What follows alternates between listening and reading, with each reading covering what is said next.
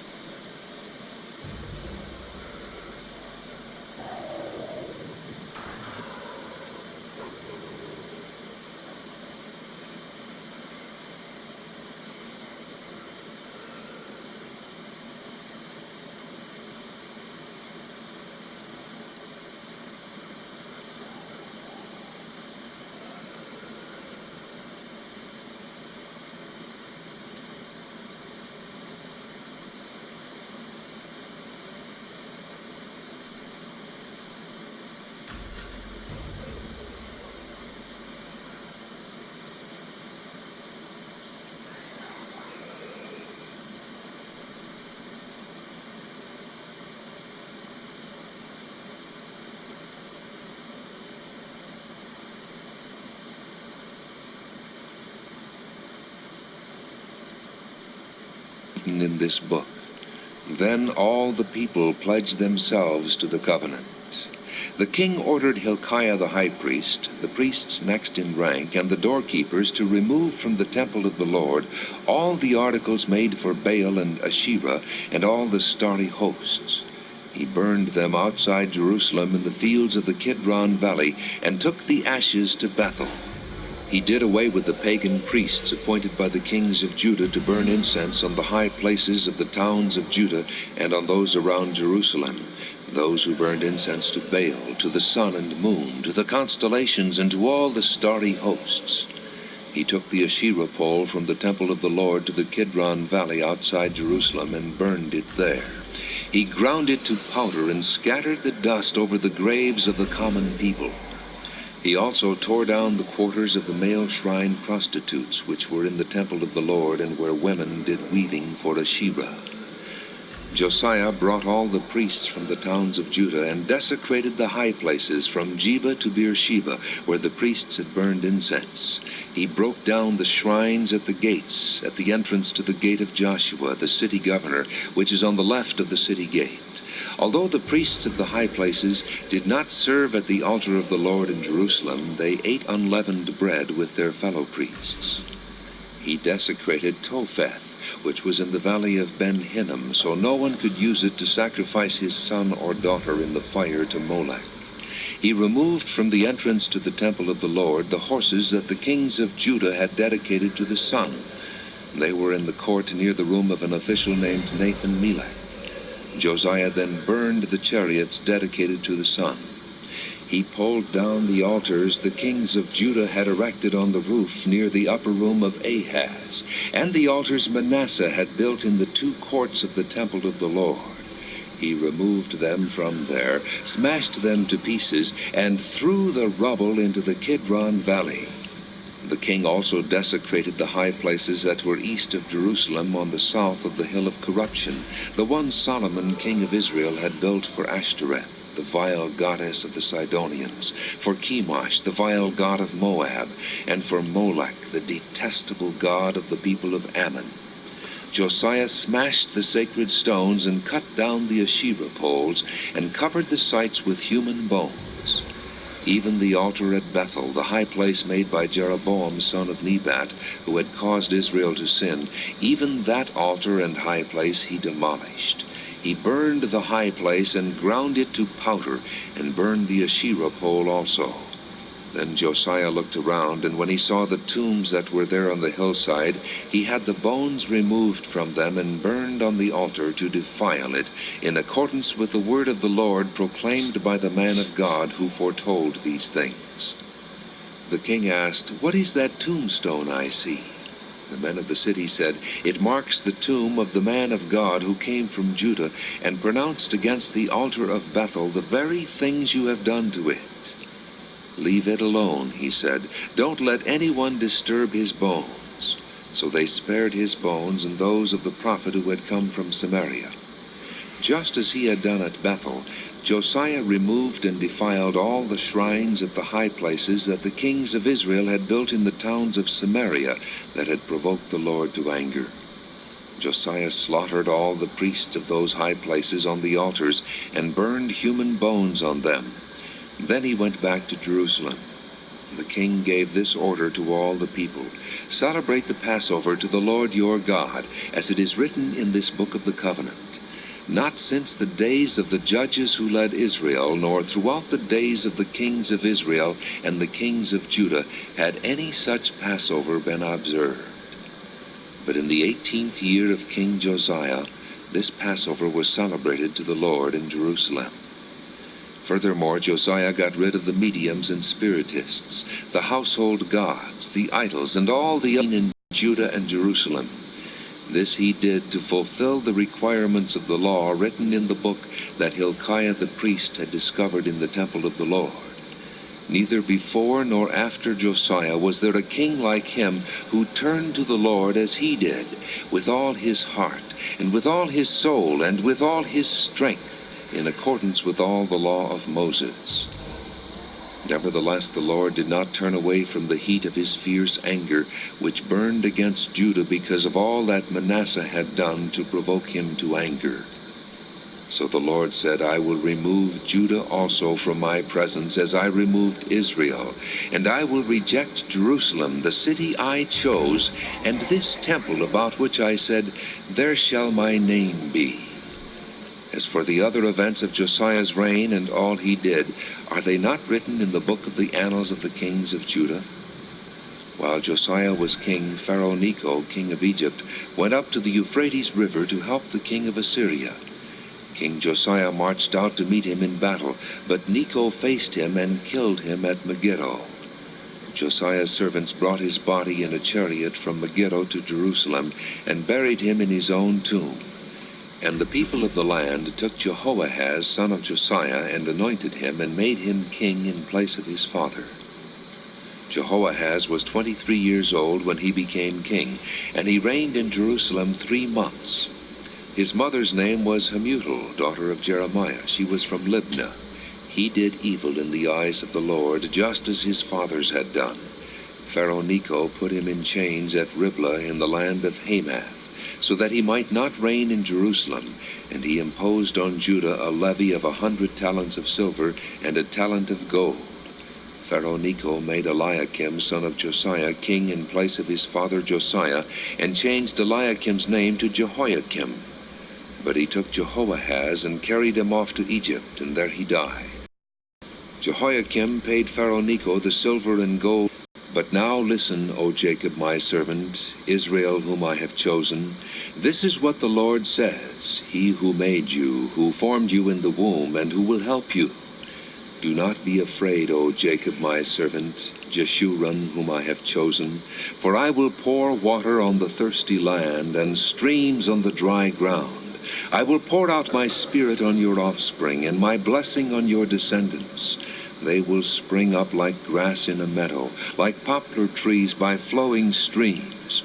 One will say, I belong to the Lord. Another will call himself by the name of Jacob. Still another will write on his hand, the Lord's, and will take the name Israel. This is what the Lord says, Israel's King and Redeemer, the Lord Almighty. I am the first and I am the last. Apart from me there is no God. Who then is like me? Let him proclaim it. Let him declare and lay out before me what has happened since I established my ancient people, and what is yet to come. Yes, let him foretell what will come. Do not tremble, do not be afraid. Did I not proclaim this and foretell it long ago? You are my witnesses. Is there any God besides me? No, there is no other rock. I know not one. All who make idols are nothing, and the things they treasure are worthless. Those who would speak up for them are blind. They are ignorant to their own shame. Who shapes a god and casts an idol which can profit him nothing? He and his kind will be put to shame. Craftsmen are nothing but men. Let them all come together and take their stand. They will be brought down to terror and infamy. The blacksmith takes a tool and works with it in the coals. He shapes an idol with hammers. He forges it with the might of his arm. He gets hungry and loses his strength. He drinks no water and grows faint. The carpenter measures with a line and makes an outline with a marker. He roughs it out with chisels and marks it with compasses. He shapes it in the form of man in all his glory, that it may dwell in a shrine. He cut down cedars, or perhaps took a cypress or oak. He let it grow among the trees of the forest, or planted a pine, and the rain made it grow. It is man's fuel for burning. Some of it he takes and warms himself. He kindles a fire and bakes bread. But he also fashions a god and worships it. He makes an idol and bows down to it. Half of the wood he burns in the fire. Over it he prepares his meal. He roasts his meat and eats his fill. He also warms himself and says, I am warm. I see the fire. From the rest he makes a god, his idol. He bows down to it and worships. He prays to it and says, Save me, you are my God. They know nothing. They understand nothing. Their eyes are plastered over so they cannot see, and their minds closed so they cannot understand. No one stops to think. No one has the knowledge or understanding to say, half of it I used for fuel. I even baked bread over its coals. I roasted meat and I ate. Shall I make a detestable thing from what is left? Shall I bow down to a block of wood? He feeds on ashes. A deluded heart misleads him. He cannot save himself or say, Is not this thing in my right hand a lie? Remember these things, O Jacob, for you are my servant, O Israel. I have made you. You are my servant. O Israel, I will not forget you. I have swept away your offenses like a cloud, your sins like the morning mist. Return to me, for I have redeemed you. Sing for joy, O heavens, for the Lord has done this. Shout aloud, O earth beneath. Burst into song, you mountains, you forests, and all your trees, for the Lord has redeemed Jacob. He displays his glory in Israel. This is what the Lord says, your Redeemer who formed you in the womb. I am the Lord who has made all things, who alone stretched out the heavens, who spread out the earth by myself, who foils the signs of false prophets and makes fools of diviners, who overthrows the learning of the wise and turns it into nonsense, who carries out the words of his servants and fulfills the predictions of his messengers, who says of Jerusalem, It shall be inhabited, of the towns of Judah, they shall be built, and of their ruins I will restore them, who says to the watery deep, be dry, and I will dry up your streams, who says of Cyrus, he is my shepherd and will accomplish all that I please. He would say of Jerusalem, let it be rebuilt, and of the temple, let its foundations be laid.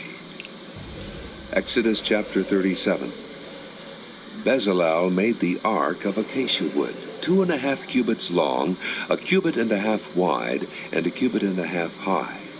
He overlaid it with pure gold, both inside and out, and made a gold molding around it. He cast 4 gold rings for it, and fastened them to its 4 feet, with 2 rings on one side and 2 rings on the other. Then he made poles of acacia wood and overlaid them with gold. And he inserted the poles into the ring set upward, overshadowing the cover with them. The cherubim faced each other, looking toward the cover.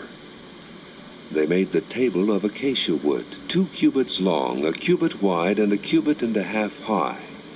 Then they overlaid it with pure gold, and made a gold molding around it. They also made around it a rim, a handbreadth wide, and put a gold molding on the rim. They cast 4 gold rings for the table, and fastened them to the 4 corners where the 4 legs were. The rings were put close to the rim to hold the poles used in carrying the table. The poles for carrying the table were made of acacia wood, and were overlaid with gold. And they made from pure gold the articles for the table, its plates and dishes and bowls, and its pitchers for the pouring out of drink offerings. They made the lampstand of pure gold, and hammered it out, base and shaft. Its flower-like cups, buds, and blossoms were of one piece with it. 6 branches extended from the sides of the lampstand, 3 on one side and 3 on the other.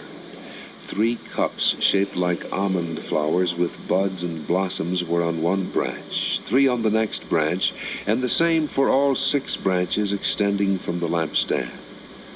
And on the lampstand were 4 cups shaped like almond flowers with buds and blossoms.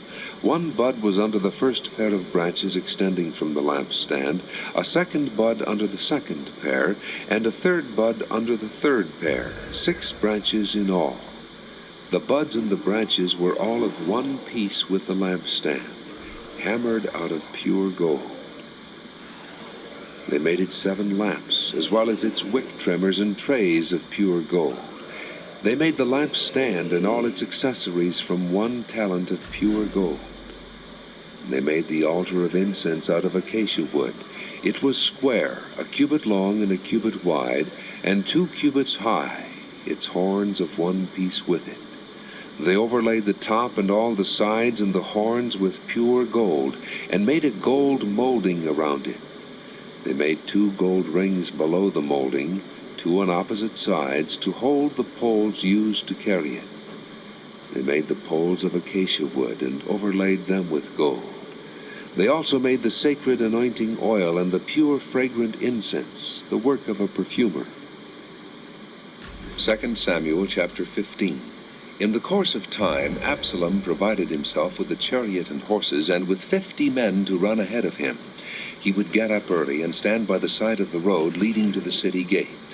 Whenever anyone came with a complaint to be placed before the king for a decision, Absalom would call out to him, "What town are you from?" He would answer, "Your servant is from one of the tribes of Israel."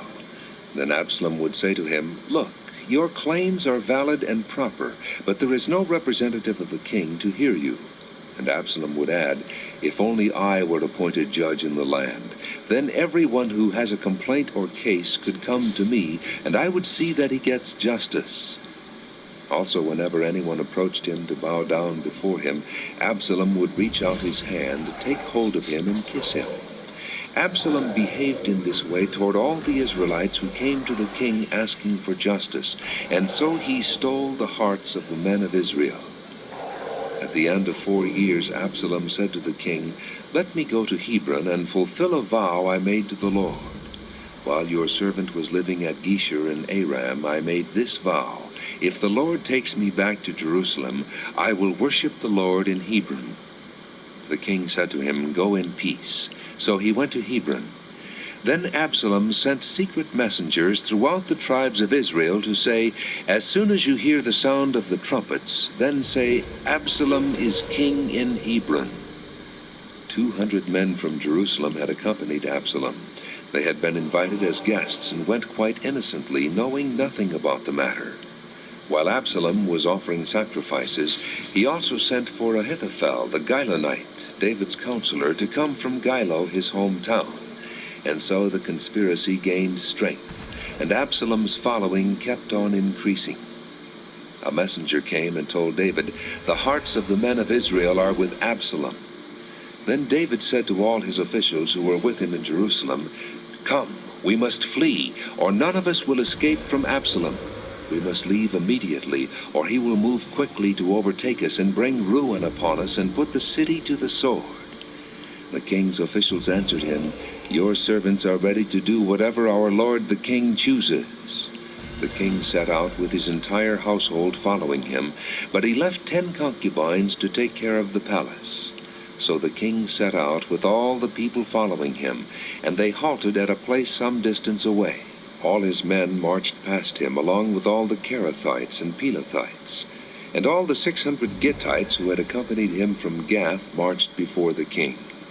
The king said to Ittai the Gittite, "Why should you come along with us? Go back and stay with King Absalom.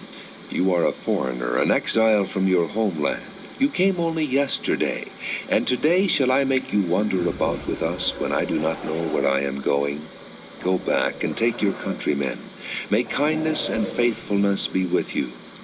But Ittai replied to the king, "As surely as the Lord lives, and as my lord the king lives, wherever my lord the king may be, whether it means life or death, there will your servant be." David said to Ittai, "Go ahead, march on." So Ittai the Gittite marched on with all his men and the families that were with him. The whole countryside wept aloud as all the people passed by. The king also crossed the Kidron Valley, and all the people moved on toward the desert. Zadok was there too, and all the Levites who were with him were carrying the ark of the covenant of God. They set down the ark of God, and Abiathar offered sacrifices until all the people had finished leaving the city. Then the king said to Zadok, "Take the ark of God back into the city. If I find favor in the Lord's eyes, he will bring me back and let me see it and his dwelling place again. But if he says I am not pleased with you, then I am ready. Let him do to me whatever seems good to him." The king also said to Zadok the priest, "Aren't you a seer? Go back to the city in peace with your son Ahimaaz and Jonathan son of Abiathar. You and Abiathar take your 2 sons with you. I will wait at the fords in the desert until word comes from you to inform me." So Zadok and Abiathar took the ark of God back to Jerusalem and stayed there. But David continued up the Mount of Olives, weeping as he went. His head was covered, and he was barefoot. All the people with him covered their heads too, and were weeping as they went up. Now David had been told, "Ahithophel is among the conspirators with Absalom." So David prayed, "O Lord, turn Ahithophel's counsel into foolishness." When David arrived at the summit where people used to worship God, Hushai the Archite was there to meet him, his robe torn and dust on his head. David said to him, "If you go with me, you will be a burden to me. But if you return to the city and say to Absalom, 'I will be your servant, O king. I was your father's servant in the past, but now I will be your servant,' then you can help me by frustrating Ahithophel's advice. Won't the priests Zadok and Abiathar be there with you? Tell them anything you hear in the king's palace." Their 2 sons, Ahimaaz son of Zadok and Jonathan son of Abiathar, are there with them. Send them to me with anything you hear. So David's friend Hushai arrived at Jerusalem as Absalom was entering the city. Daniel chapter 10. In the 3rd year of Cyrus, king of Persia, a revelation was given to Daniel, who was called Belteshazzar. Its message was true, and it concerned a great war. The understanding of the message came to him in a vision. At that time I, Daniel, mourned for 3 weeks. I ate no choice food, No meat or wine touched my lips, and I used no lotions at all until the 3 weeks were over. On the 24th day of the first month, as I was standing on the bank of the great river, the Tigris, I looked up, and there before me was a man dressed in linen, with a belt of the finest gold around his waist. His body was like chrysolite, his face like lightning, his eyes like flaming torches, his arms and legs like the gleam of burnished bronze, and his voice like the sound of a multitude. I, Daniel, was the only one who saw the vision. The men with me did not see it, but such terror overwhelmed them that they fled and hid themselves. Sit on the bed. So I was left alone, gazing at this great vision. I had no strength left. My face turned deathly pale, and I was helpless. Then I heard him speaking, and as I listened to him, I fell into a deep sleep, my face to the ground.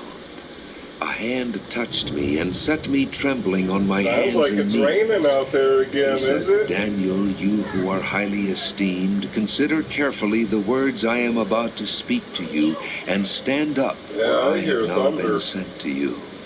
And when he said this to me, I stood up trembling. Oh, it's actually raining? Then he continued, "Do not be afraid, Daniel, since the first day that you set your mind to gain understanding and to humble yourself before your God, your words were heard, and I have come in response to them. But the prince of the Persian kingdom resisted me 21 days. Then Michael, one of the chief princes, came to help me, because I was detained there with the king of Persia. Now I have come to explain to you what will happen to your people in the future, for the vision concerns a time yet to come." While he was saying this to me, I bowed with my face toward the ground and was speechless. Then one who looked like a man touched my lips, and I opened my mouth and began to speak. I said to the one standing before me, "I am overcome with anguish because of the vision, my Lord, and I am helpless. How can I, your servant, talk with you, my Lord? My strength is gone, and I can hardly breathe." Again the one who looked like a man touched me and gave me strength. "Do not be afraid, O man highly esteemed," he said. "Peace, be strong now, be strong." When he spoke to me, I was strengthened and said, "Speak, my Lord, since you have given me strength." So he said, "Do you know why I have come to you? Soon I will return to fight against the prince of Persia, and when I go, the prince of Greece will come. But first I will tell you what is written in the book of truth. No one supports me against them except Michael, your prince. And in the first year of Darius the Mede, I took my stand to support and protect him." 2 Kings chapter 3. Joram, son of Ahab, became king of Israel in Samaria in the 18th year of Jehoshaphat, king of Judah, and he reigned 12 years. He did evil in the eyes of the Lord, but not as his father and mother had done. He got rid of the sacred stone of Baal that his father had made. Nevertheless, he clung to the sins of Jeroboam, son of Nebat, which he had caused Israel to commit.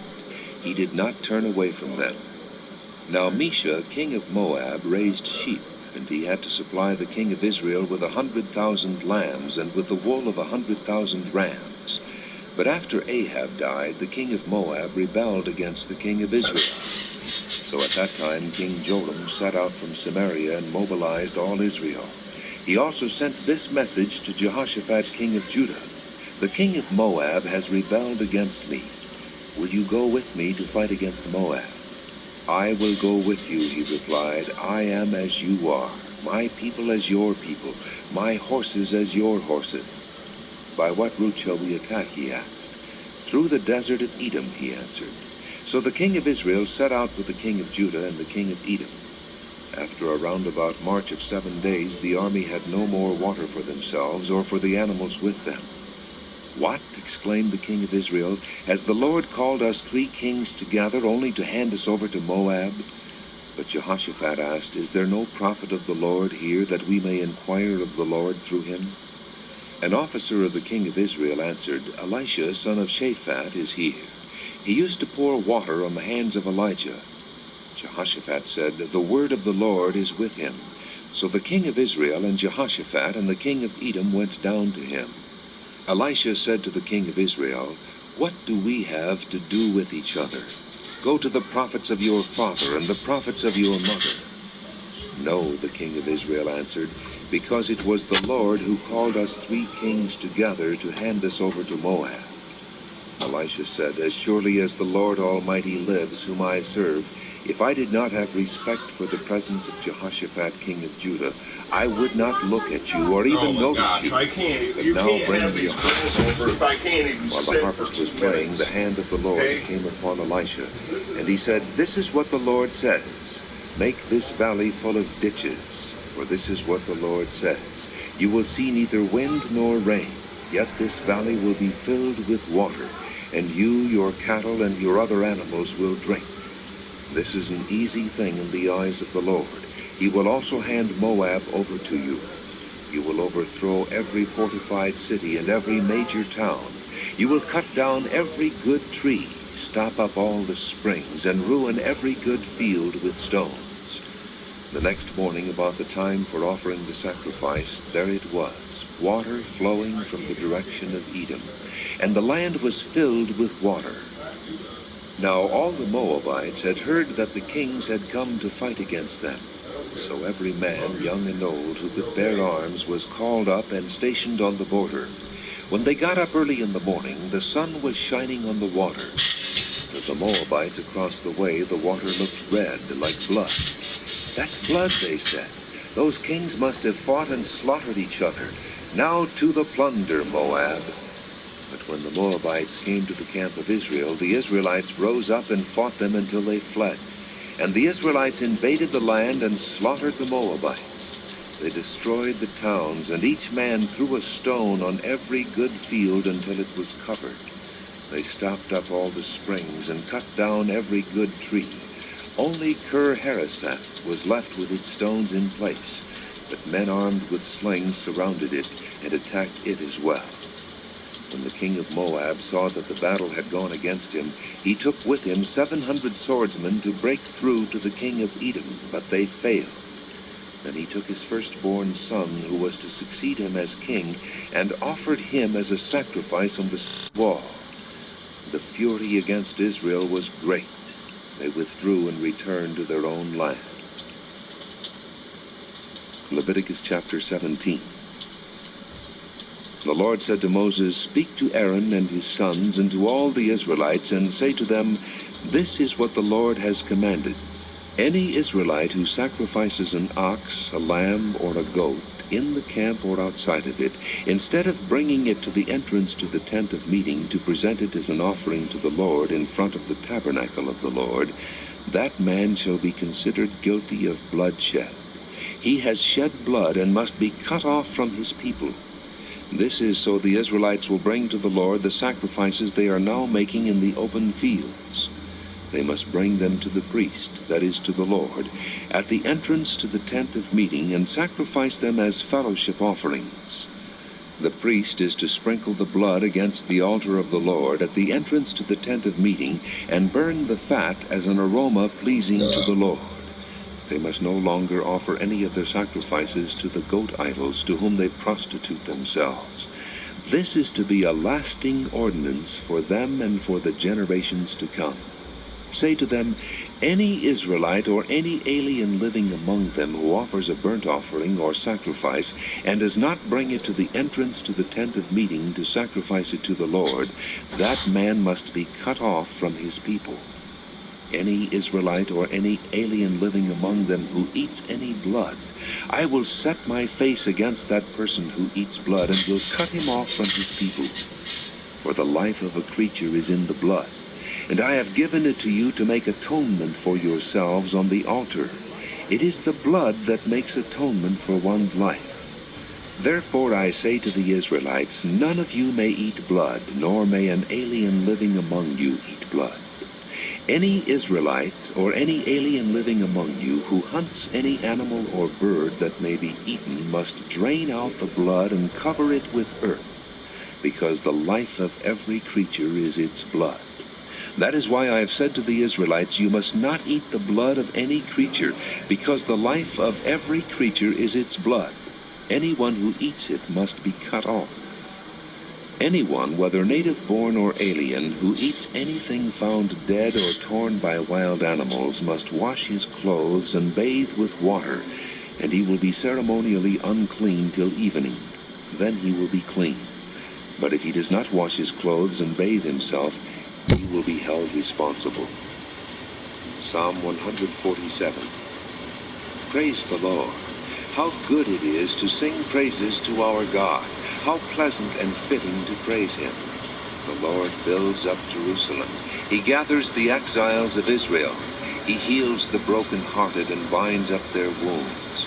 He determines the number of the stars and calls them each by name. Great is our Lord and mighty in power. His understanding has no limit. The Lord sustains the humble but casts the wicked to the ground. Sing to the Lord with thanksgiving. Make music to our God on the harp. He covers the sky with clouds. He supplies the earth with rain and makes grass grow on the hills. He provides food for the cattle and for the young ravens when they call. His pleasure is not in the strength of the horse, nor his delight in the legs of a man. The Lord delights in those who fear him, who put their hope in his unfailing love. Extol the Lord, O Jerusalem. Praise your God, O Zion, for he strengthens the bars of your gates and blesses your people within you. He grants peace to your borders and satisfies you with the finest of wheat. He sends his command to the earth. His word runs swiftly. He spreads the snow like wool and scatters the frost like ashes. He hurls down his hail like pebbles. Who can withstand his icy blasts? He sends his word and melts them. He stirs up his breezes and the waters flow. He has revealed his word to Jacob, his laws and decrees to Israel. He has done this for no other nation. They do not know his laws. Praise the Lord. 1 Chronicles chapter 14. Now Hiram, king of Tyre, sent messengers to David, along with cedar logs, stonemasons, and carpenters, to build a palace for him. And David knew that the Lord had established him as king over Israel, and that his kingdom had been highly exalted for the sake of his people Israel. In Jerusalem, David took more wives and became the father of more sons and daughters.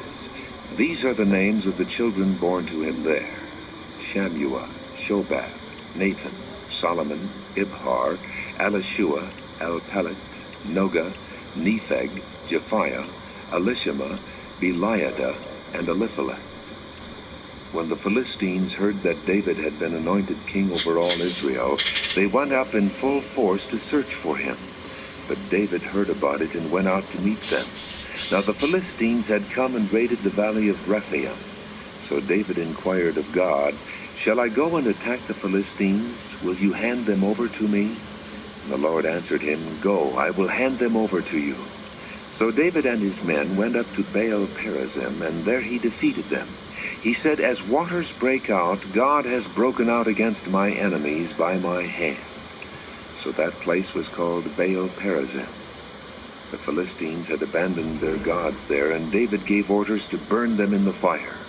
Once more the Philistines raided the valley. So David inquired of God again, and God answered him, "Do not go straight up, but circle around them and attack them in front of the balsam trees. As soon as you hear the sound of marching in the tops of the balsam trees, move out to battle, because that will mean God has gone out in front of you to strike the Philistine army." So David did as God commanded him, and they struck down the Philistine army all the way from Gibeon to Gezer. So David's fame spread throughout every land, and the Lord made all the nations fear him.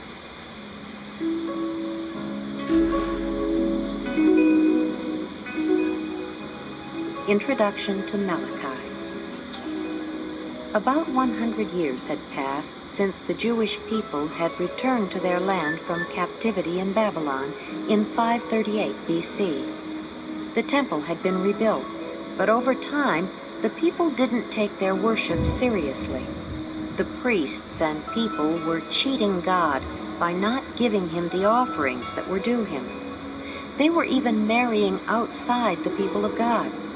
Malachi predicted that the Lord would come to judge and purify his people. How quickly the nation had forgotten. Only through repentance and reformation would the people again experience God's blessing. That great and dreadful day of the Lord was coming, and Malachi both reassures and warns his people. The prophet Malachi delivered this last word from God recorded in the Old Testament. Then there would follow almost 400 years of silence. The next word from God would be from the angel Gabriel, who would announce the birth of John the Baptist, who would prepare the way for Jesus, the Messiah.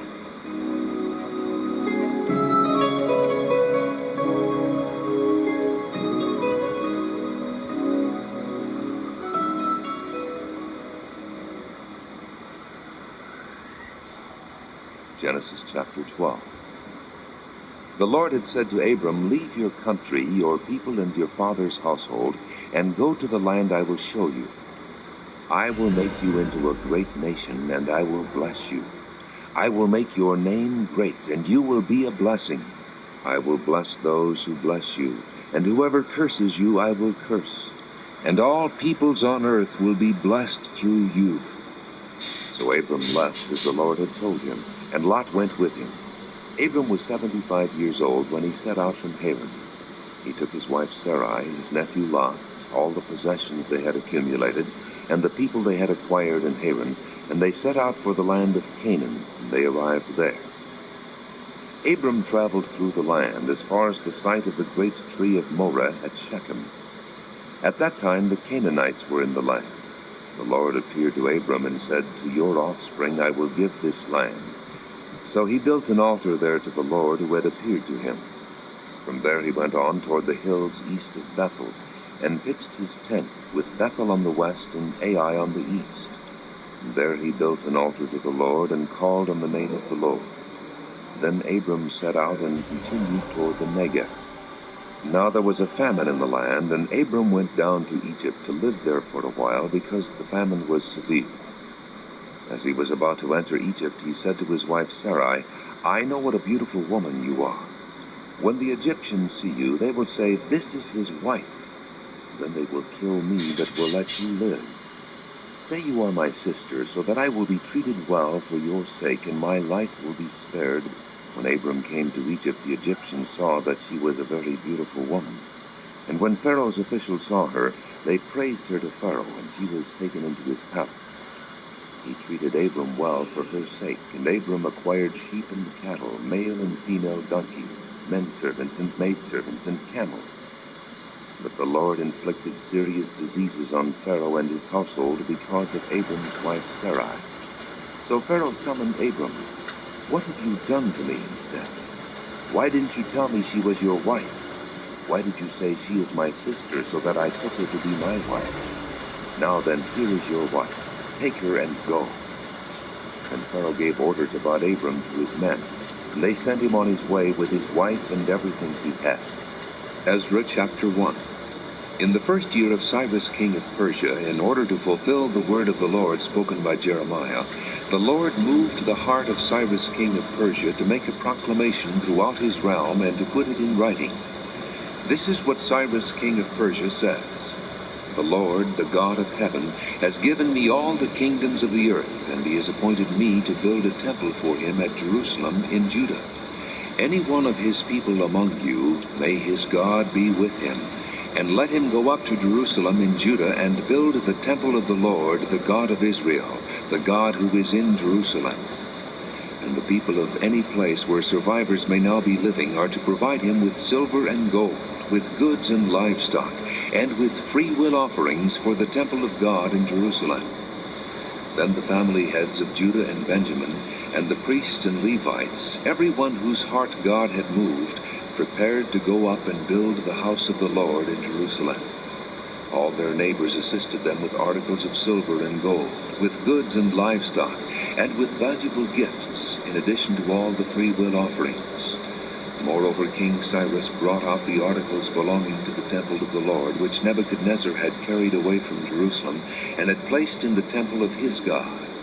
Cyrus, king of Persia, had them brought by Mithridath, the treasurer, who counted them out to Sheshbazzar, the prince of Judah. This was the inventory: gold dishes 30, silver dishes 1,000, silver pans 29, gold bowls 30, matching silver bowls 410, other articles 1,000. In all there were 5,400 articles of gold and of silver. Sheshbazzar brought all these along when the exiles came up from Babylon to Jerusalem. Job chapter 12. Then Job replied, "Doubtless you are the people, and wisdom will die with you. But I have a mind as well as you. I am not inferior to you. Who does not know all these things? I have become a laughingstock to my friends, though I called upon God and he answered. A mere laughingstock, though righteous and blameless. Men at ease have contempt for misfortune as the fate of those whose feet are slipping. The tents of marauders are undisturbed, and those who provoke God are secure, those who carry their God in their hands. But ask the animals, and they will teach you, or the birds of the air, and they will tell you, or speak to the earth, and it will teach you, or let the fish of the sea inform you. Which of all these does not know that the hand of the Lord has done this? In his hand is the life of every creature, and the breath of all mankind. Does not the ear test words as the tongue tastes food? Is not wisdom found among the aged? Does not long life bring understanding? To God belong wisdom and power. Counsel and understanding are his. What he tears down cannot be rebuilt. The man he imprisons cannot be released. If he holds back the waters, there is drought. If he lets them loose, they devastate the land. To him belongs strength and victory. Both deceived and deceiver are his. He leads counselors away stripped and makes fools of judges. He takes off the shackles put on by kings and ties a loincloth around their waist. He leads priests away stripped and overthrows men long established. He silences the lips of trusted advisers and takes away the discernment of elders. He pours contempt on nobles and disarms the mighty. He reveals the deep things of darkness and brings deep shadows into the light. He makes nations great and destroys them. He enlarges nations and disperses them. He deprives the leaders of the earth of their reason. He sends them wandering through a trackless waste. They grope in darkness with no light. He makes them stagger like drunkards. Genesis chapter 15. After this, the word of the Lord came to Abram in a vision. Do not be afraid, Abram.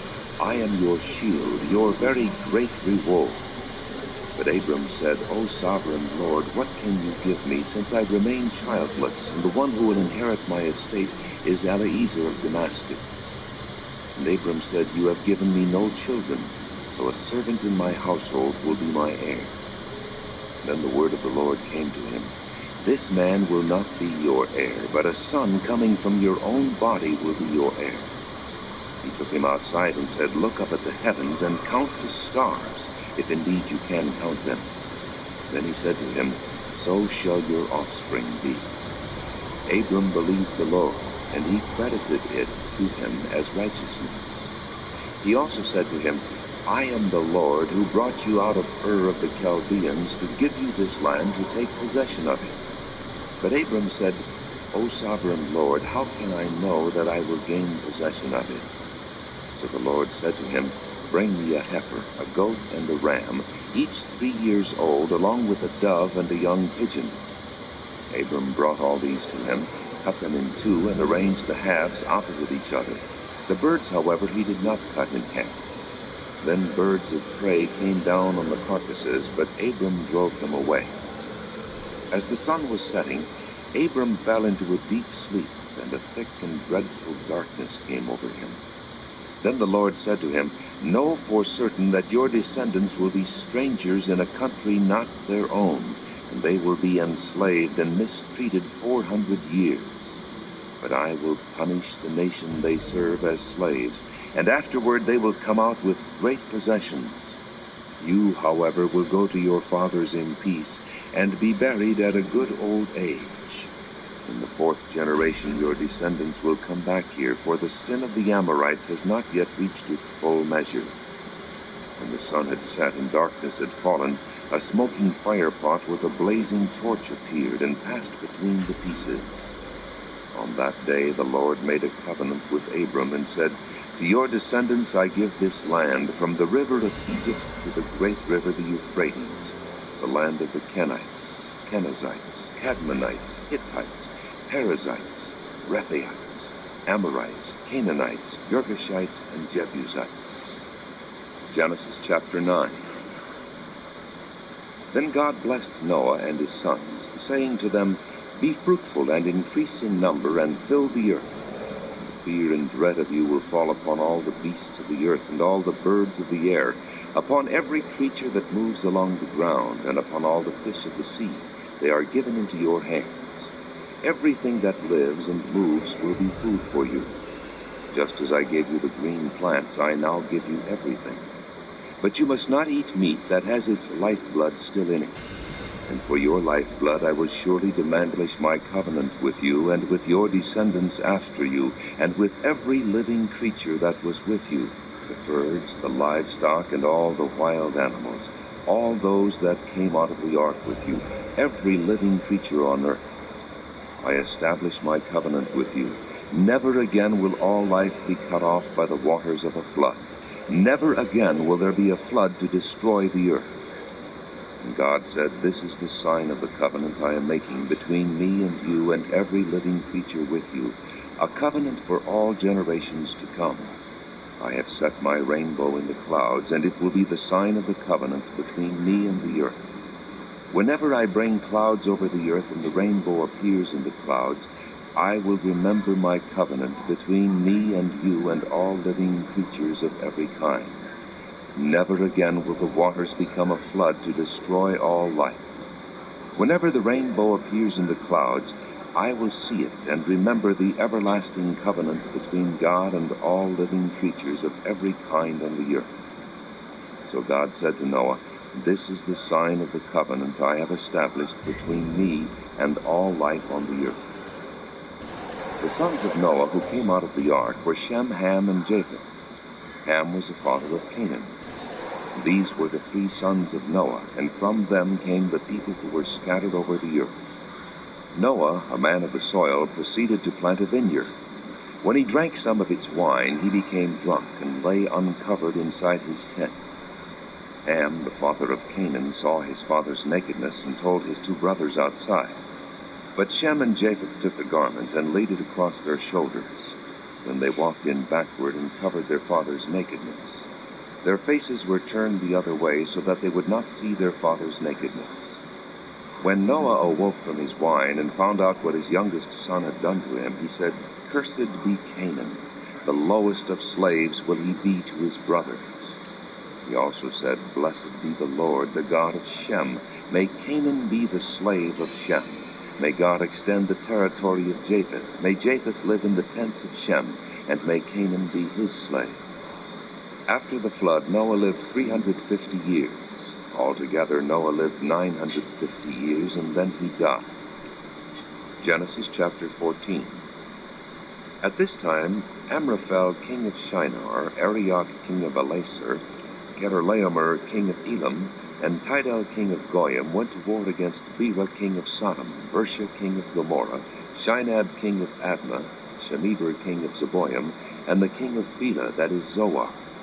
All these latter kings joined forces in the valley of Siddim, the Salt Sea.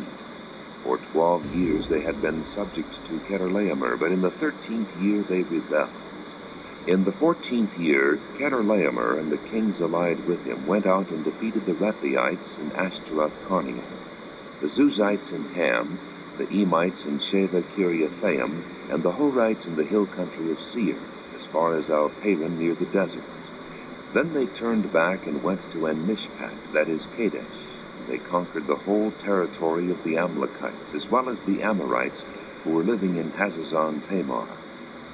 Then the king of Sodom, the king of Gomorrah, the king of Admah, the king of Zeboim, and the king of Bela, that is Zoar, marched out and drew up their battle lines in the valley of Siddim against Kedorlaomer, king of Elam, Title, king of Goyim, Amraphel, king of Shinar, and Arioch, king of Elasar, 4 kings against 5.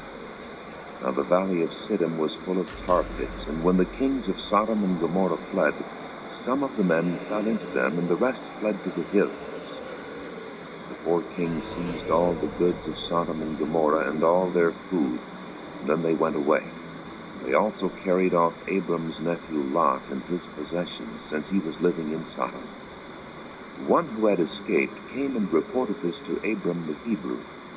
Now Abram was living near the great trees of Mamre the Amorite, the brother of Eshcol and Aner, all of whom were allied with Abram.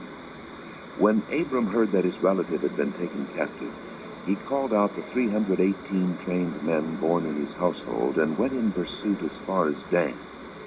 During the night Abram divided his men to attack them, and he routed them, pursuing them as far as Hobah, north of Damascus. He recovered all the goods and brought back his relative Lot and his possessions, together with the women and the other people. After Abram returned from defeating Kedorlaomer and the kings allied with him, the king of Sodom came out to meet him in the valley of Sheba, that is, the king's valley. Then Melchizedek, king of Salem, brought out bread and wine. He was priest of God Most High, and he blessed Abram, saying, Blessed be Abram by God Most High, creator of heaven and earth, and blessed be God Most High, who delivered your enemies into your hands. Then Abram gave him 1/10 of everything. The king of Sodom said to Abram, Give me the people, and keep the goods for yourself. But Abram said to the king of Sodom, I have raised my hand to the Lord, God Most High, creator of heaven and earth, and have taken an oath that I will accept nothing belonging to you, not even a thread or a thong of a sandal, so that you will never be able to say, I made Abram rich. I will accept nothing but what my men have eaten, and the share that belongs to the men who went with me, to Aner, Eshcol, and Mamre. Let them have their share. 2 Samuel chapter 13. In the course of time, Amnon, son of David, fell in love with Tamar, the beautiful sister of Absalom, son of David.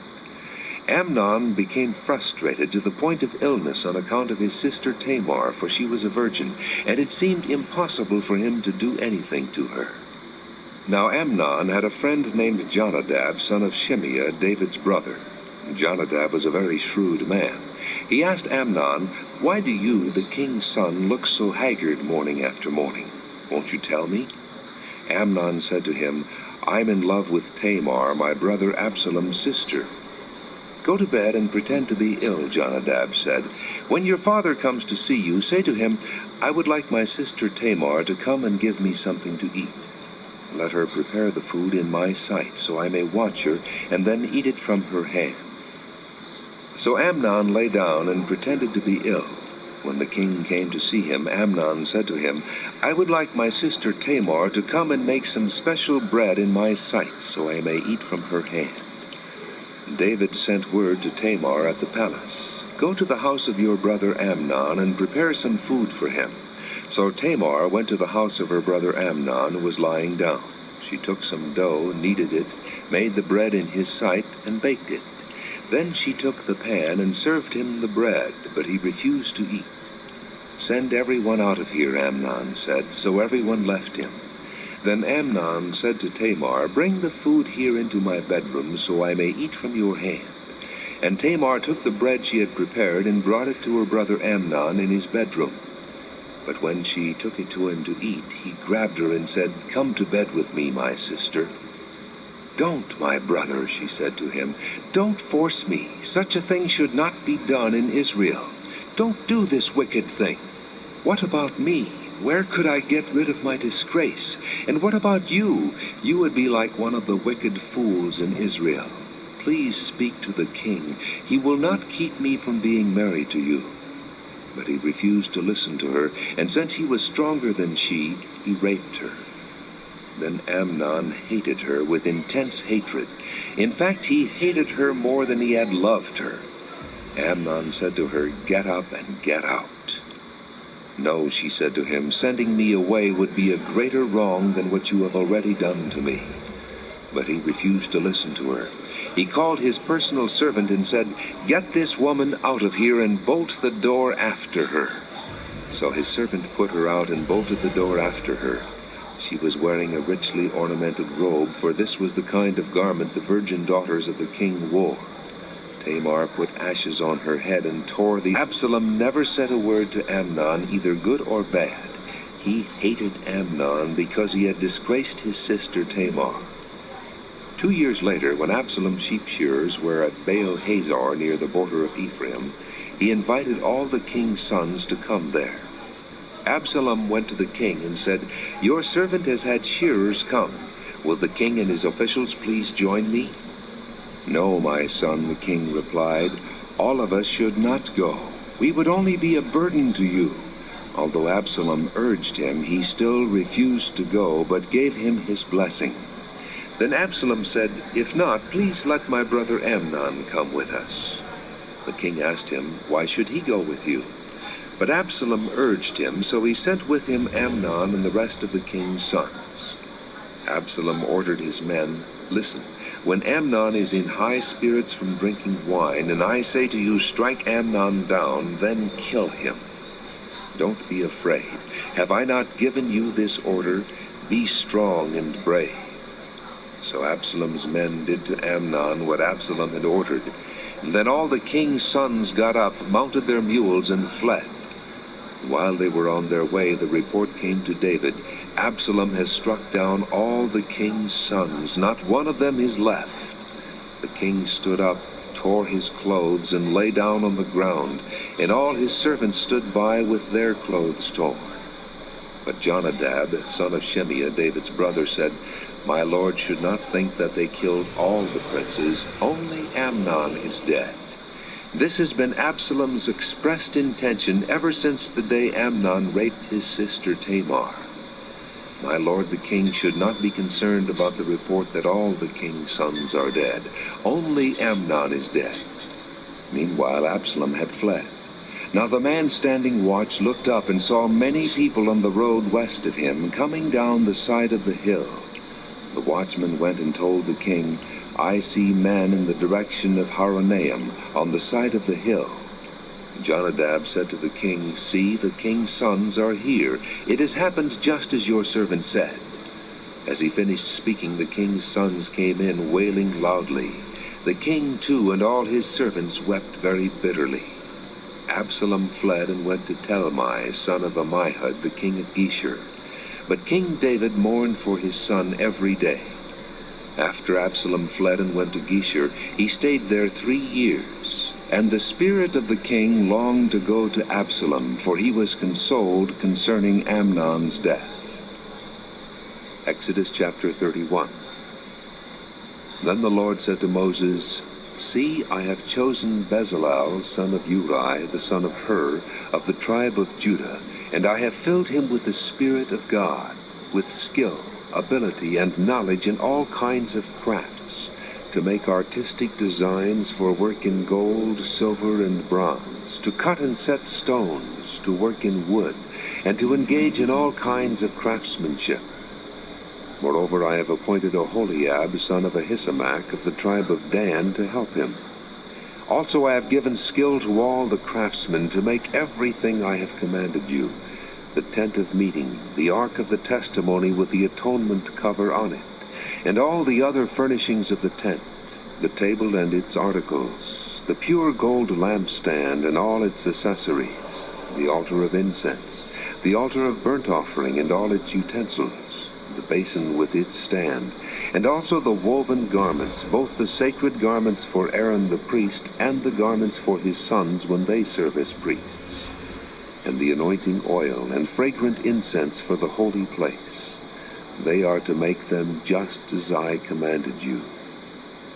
Then the Lord said to Moses, "Say to the Israelites, 'You must observe my Sabbaths. This will be a sign between me and you for the generations to come, so you may know that I am the Lord who makes you holy.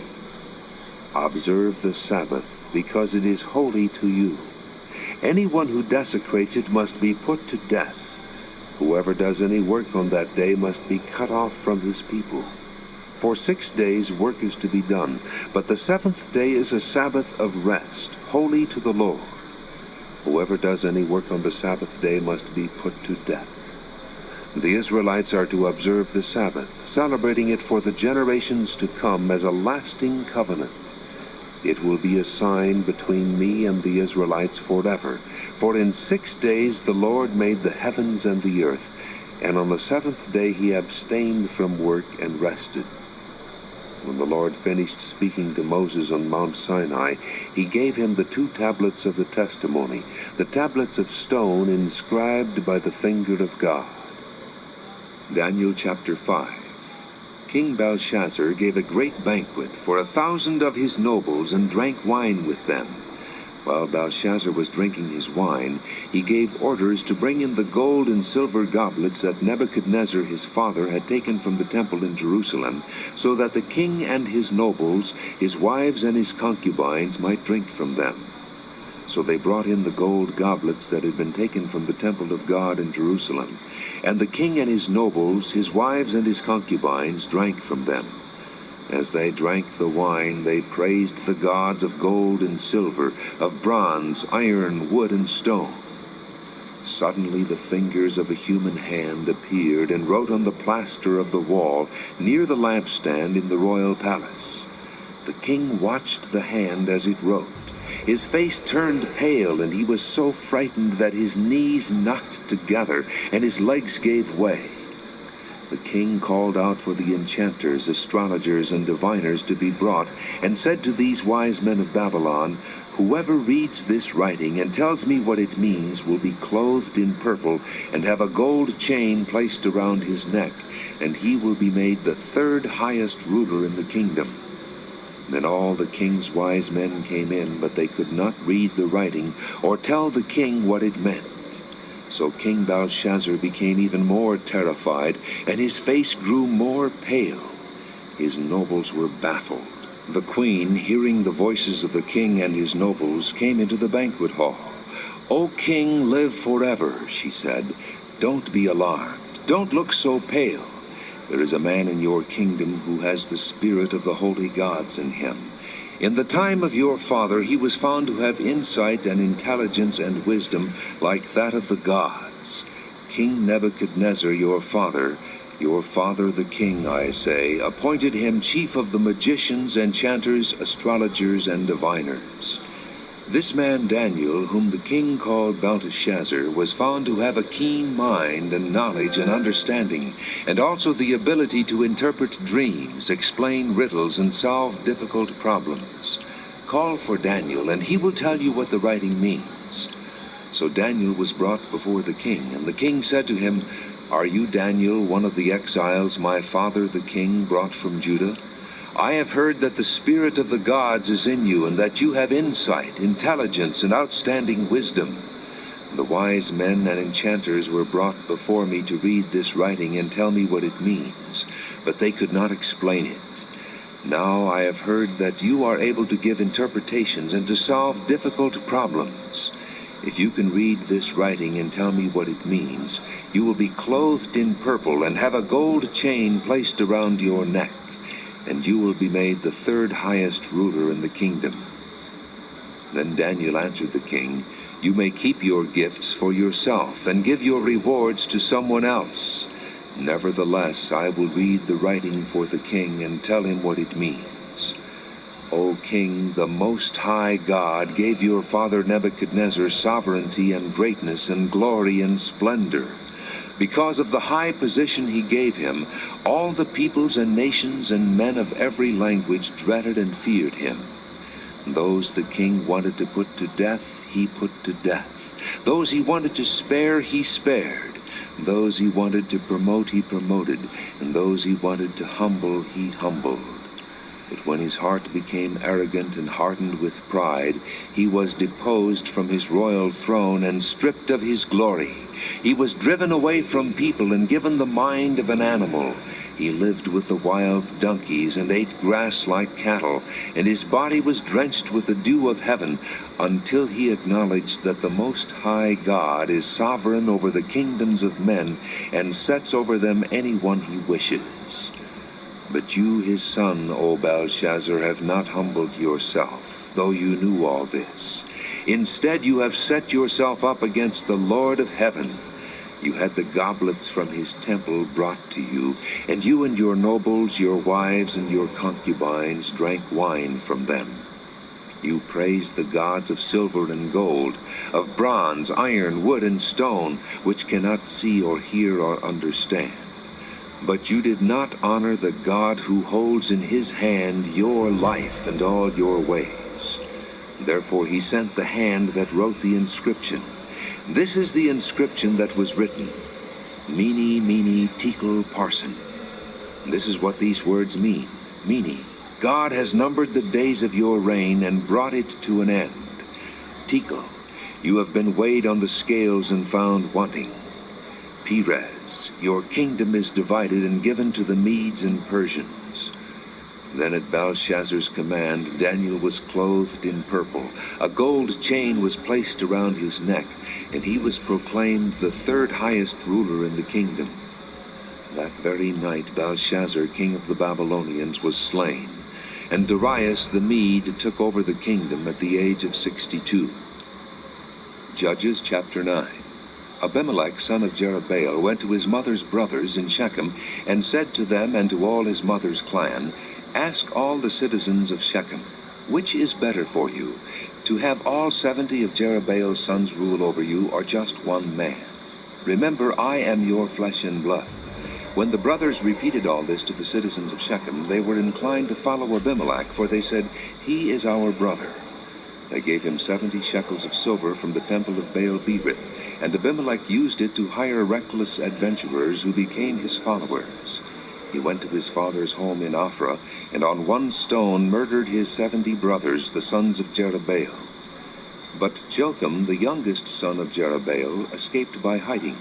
Then all the citizens of Shechem and Beth Millo gathered beside the great tree at the pillar in Shechem to crown Abimelech king. When Jotham was told about this, he climbed up on the top of Mount Gerizim and shouted to them, Listen to me, citizens of Shechem, so that God may listen to you. One day the trees went out to anoint a king for themselves. They said to the olive tree, Be our king. But the olive tree answered, Should I give up my oil by which both gods and men are honored to hold sway over the trees? Next the tree said to the fig tree, Come and be our king. But the fig tree replied, Should I give up my fruit, so good and sweet, to hold sway over the trees? Then the tree said to the vine, Come and be our king. But the vine answered, Should I give up my wine, which cheers both gods and men, to hold sway over the trees? And finally all the trees said to the thorn bush, Come and be our king. The thorn bush said to the trees, If you really want to anoint me king over you, come and take refuge in my shade. But if not, then let fire come out of the thorn bush and consume the cedars of Lebanon. Now if you have acted honorably and in good faith when you made Abimelech king, and if you have been fair to Jerubbaal and his family, and if you have treated him as he deserves, and to think that my father fought for you, risked his life to rescue you from the hand of Midian, but today you have revolted against my father's family, murdered his 70 sons on a single stone, and made Abimelech, the son of his slave girl, king over the citizens of Shechem, because he is your brother. If then you have acted honorably and in good faith toward Jerubbaal and his family today, may Abimelech be your joy, and may you be his too. But if you have not, let fire come out from Abimelech and consume you, citizens of Shechem and Beth Millo, and let fire come out from you, citizens of Shechem and Beth Millo, and consume Abimelech. Then Jotham fled, escaping to Beer, and he lived there because he was afraid of his brother Abimelech. After Abimelech had governed Israel 3 years, God sent an evil spirit between Abimelech and the citizens of Shechem, who acted treacherously against Abimelech. God did this in order that the crime against Jerubbaal's 70 sons, the shedding of their blood, might be avenged on their brother Abimelech and on the citizens of Shechem who had helped him murder his brothers. In opposition to him, these citizens of Shechem set men on the hilltops to ambush and rob every one who passed by. And this was reported to Abimelech. Now Gaal, son of Ebed, moved with his brothers into Shechem, and its citizens put their confidence in him.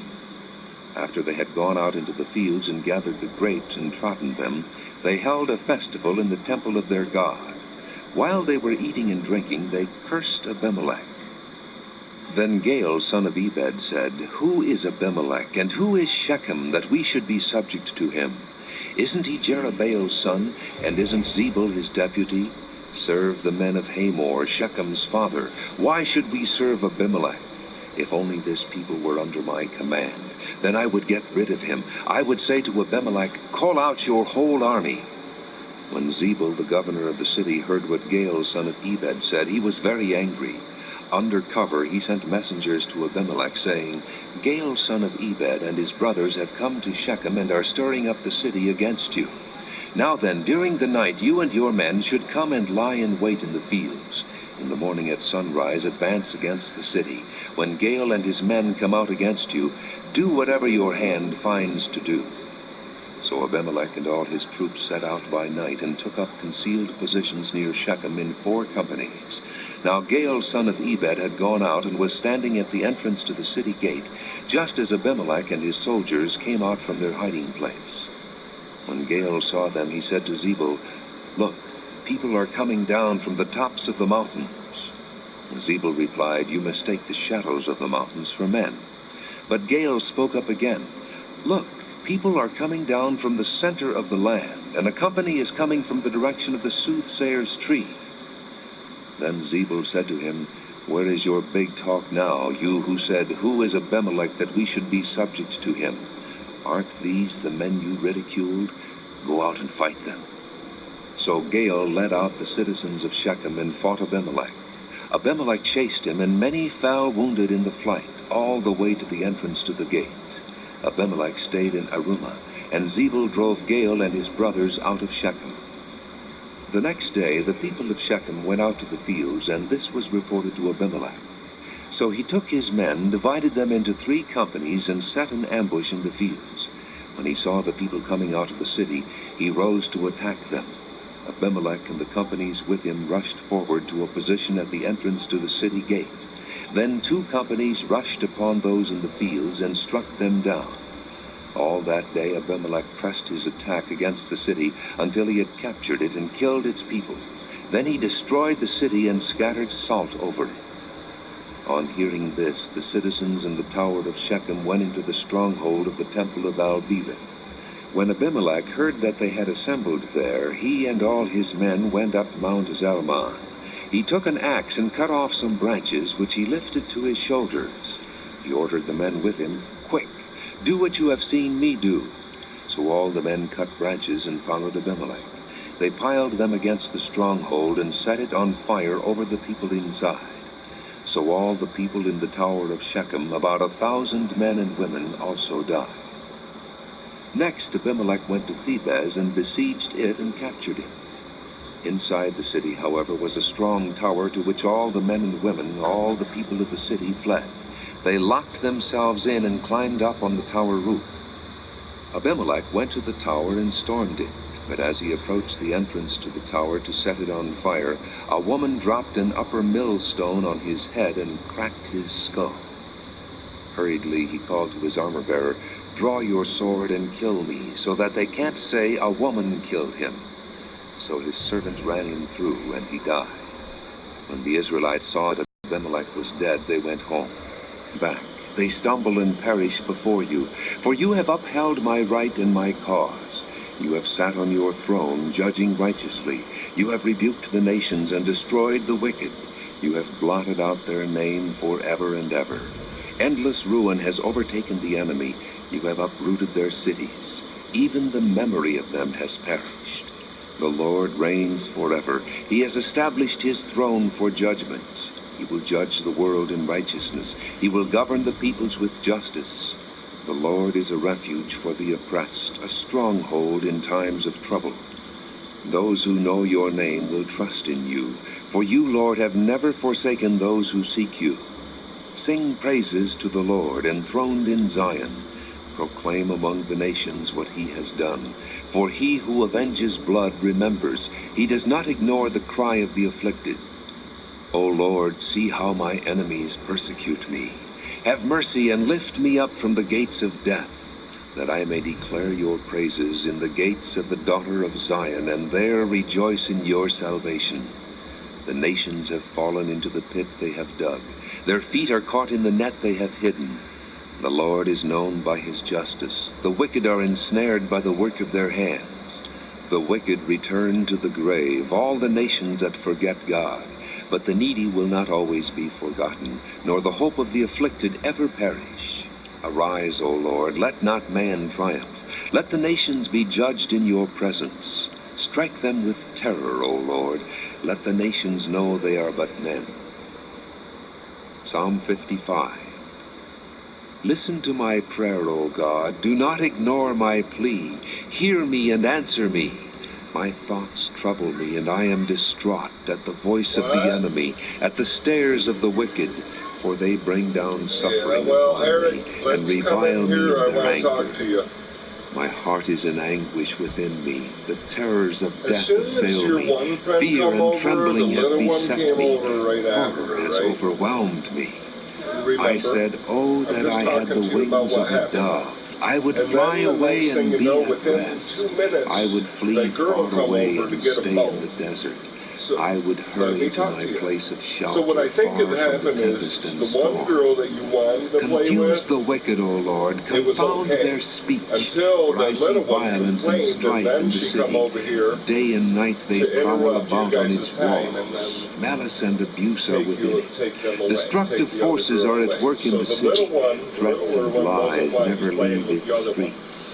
And If an she's using enemy the were dad insulting me, I could endure it. to If a foe get were him raising away, to himself get her against away. me, I could hide So from him. it's sad But it that is they're you, doing a that. man like myself, my companion, my close friend, But with whom I anyway, once I'm enjoyed not sweet happy with how fellowship they're as acting we walked towards you. with the throng at the house You of need to God. find better friends. Let death take my enemies by surprise.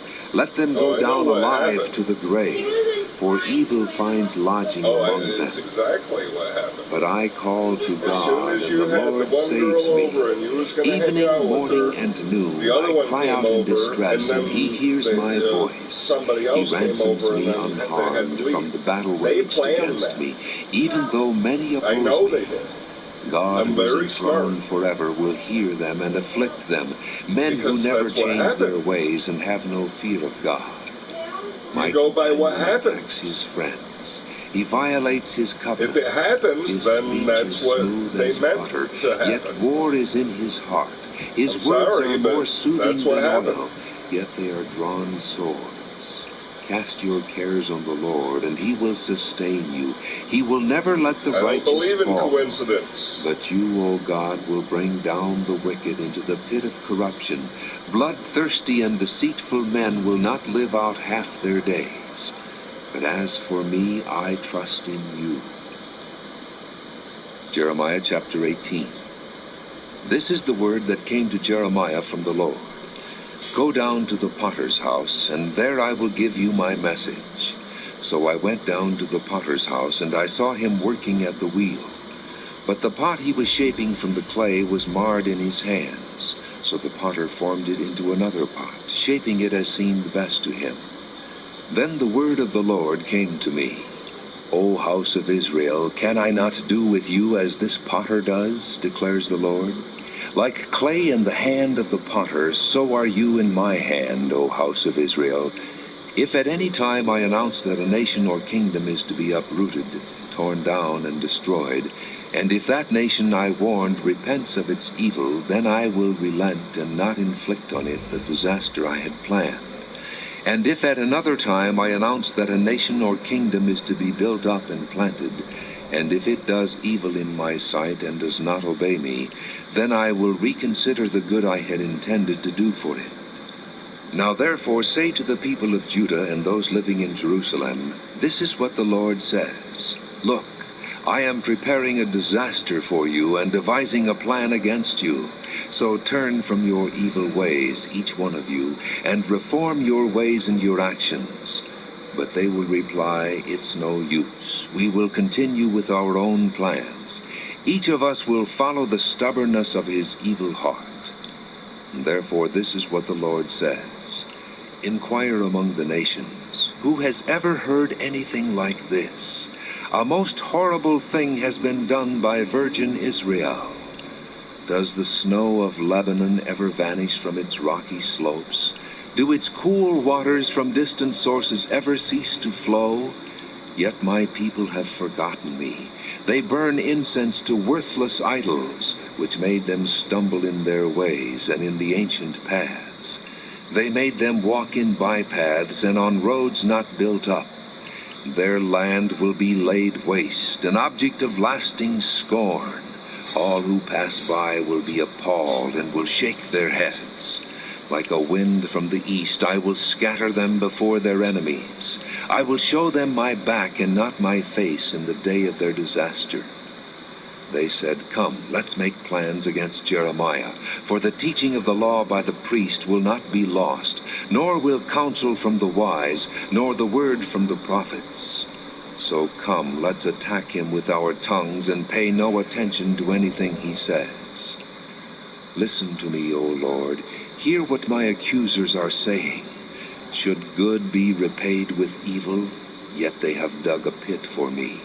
Remember that I stood before you and spoke in their behalf to turn your wrath away from them.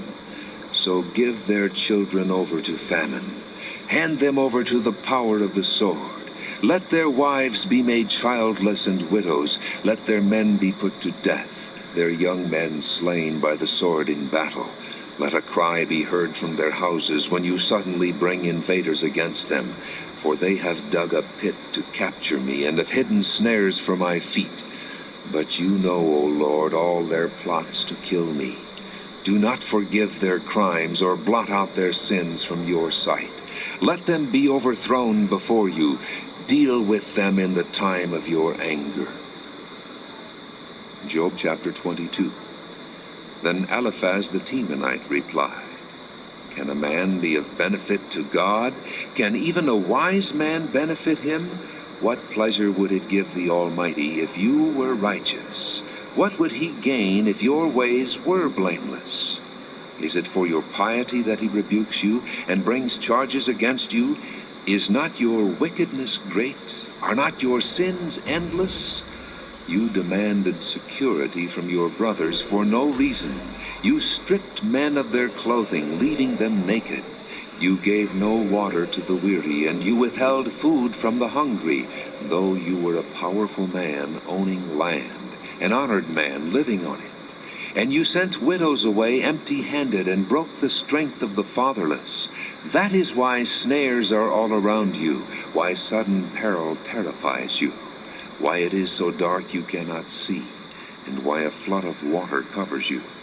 Is not God in the heights of heaven? And see how lofty are the highest stars. Yet you say, what does God know? Does he judge through such darkness? Thick clouds veil him, so he does not see us as he goes about in the vaulted heaven. Will you keep to the old path that evil men have trod? They were carried off before their time, their foundations washed away by a flood. They said to God, leave us alone. What can the Almighty do to us? Yet it was he who filled their houses with good things. So I stand aloof from the counsel of the wicked. The righteous see their ruin and rejoice. The innocent mock them, saying, surely our foes are destroyed, and fire devours their wealth. Submit to God and be at peace with him. In this way prosperity will come to you. Accept instruction from his mouth and lay up his words in your heart. If you return to the Almighty, you will be restored. If you remove wickedness far from your tent and assign your nuggets to the dust, your gold of Ophir to the rocks in the ravines, then the Almighty will be your gold, the choicest silver for you. Surely then you will find delight in the Almighty, and will lift up your face to God. You will pray to him, and he will hear you, and you will fulfill your vows. What you decide on will be done, and light will shine on your ways.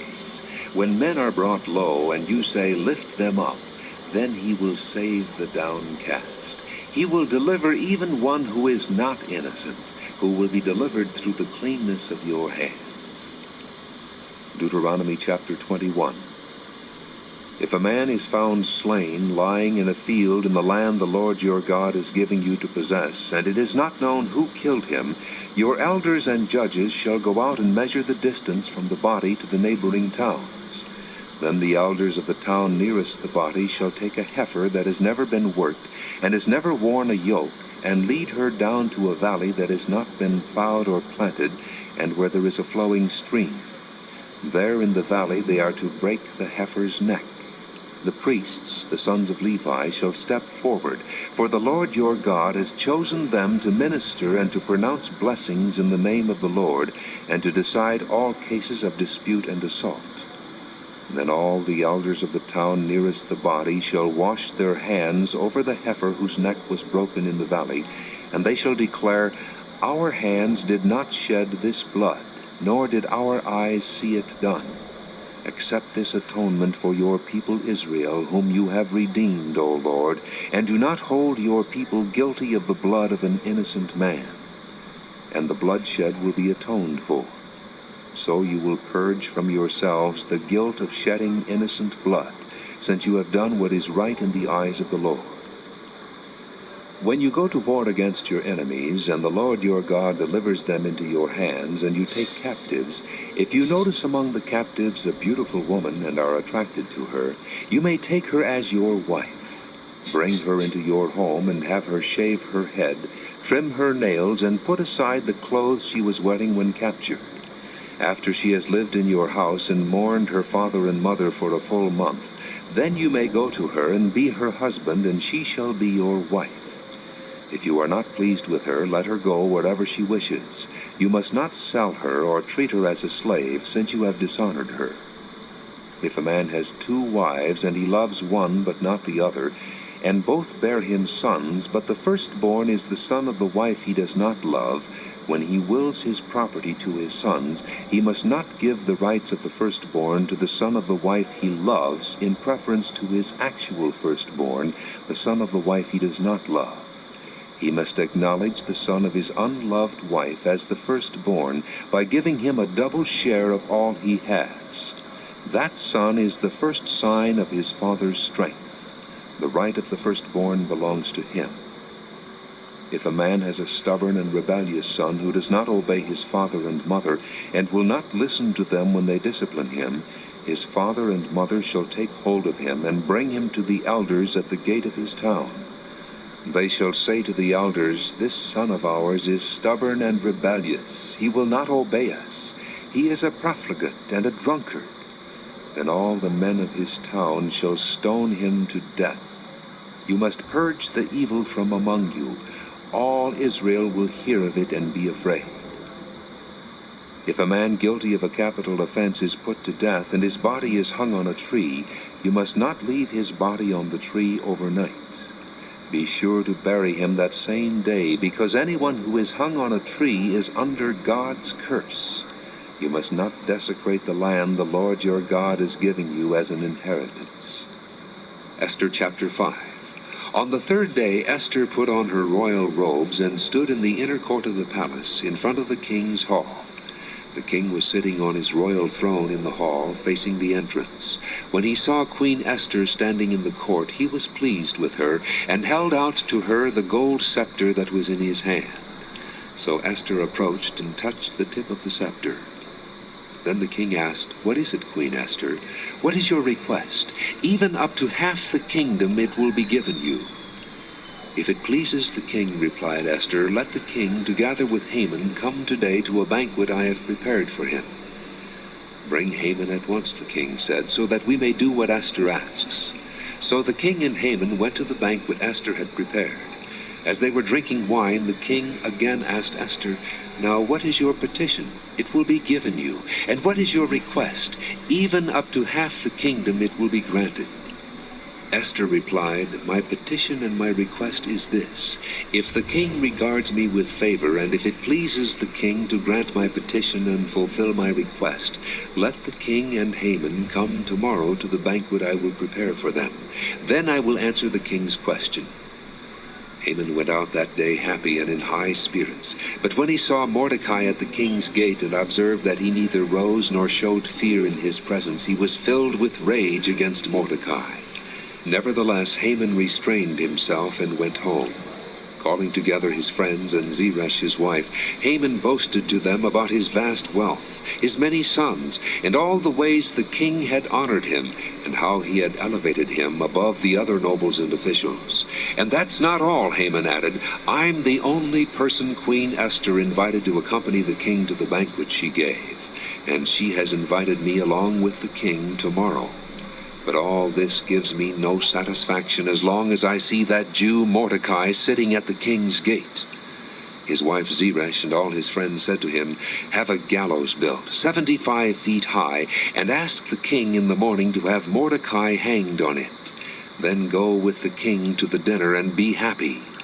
This suggestion delighted Haman, and he had the gallows built. Leviticus chapter 16.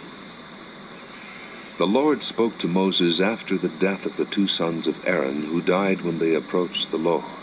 The Lord said to Moses, "Tell your brother Aaron not to come whenever he chooses into the most holy place behind the curtain in front of the atonement cover on the ark, or else he will die, because I appear in the cloud over the atonement cover.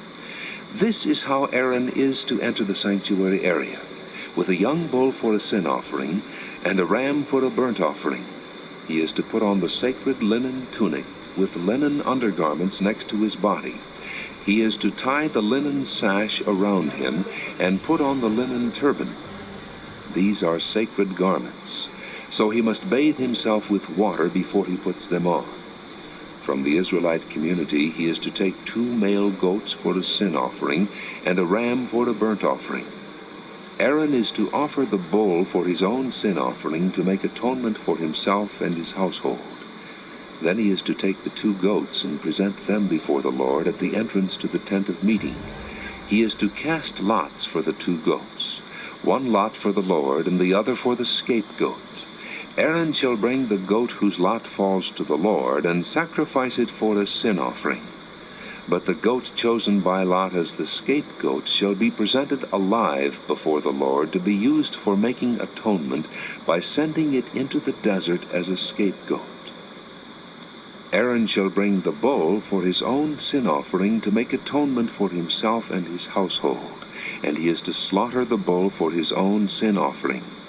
He is to take a censer full of burning coals from the altar before the Lord, and 2 handfuls of finely ground fragrant incense, and take them behind the curtain.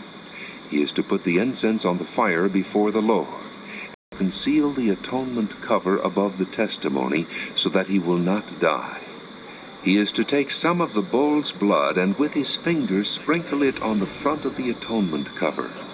Then he shall sprinkle some of it with his fingers 7 times before the atonement cover.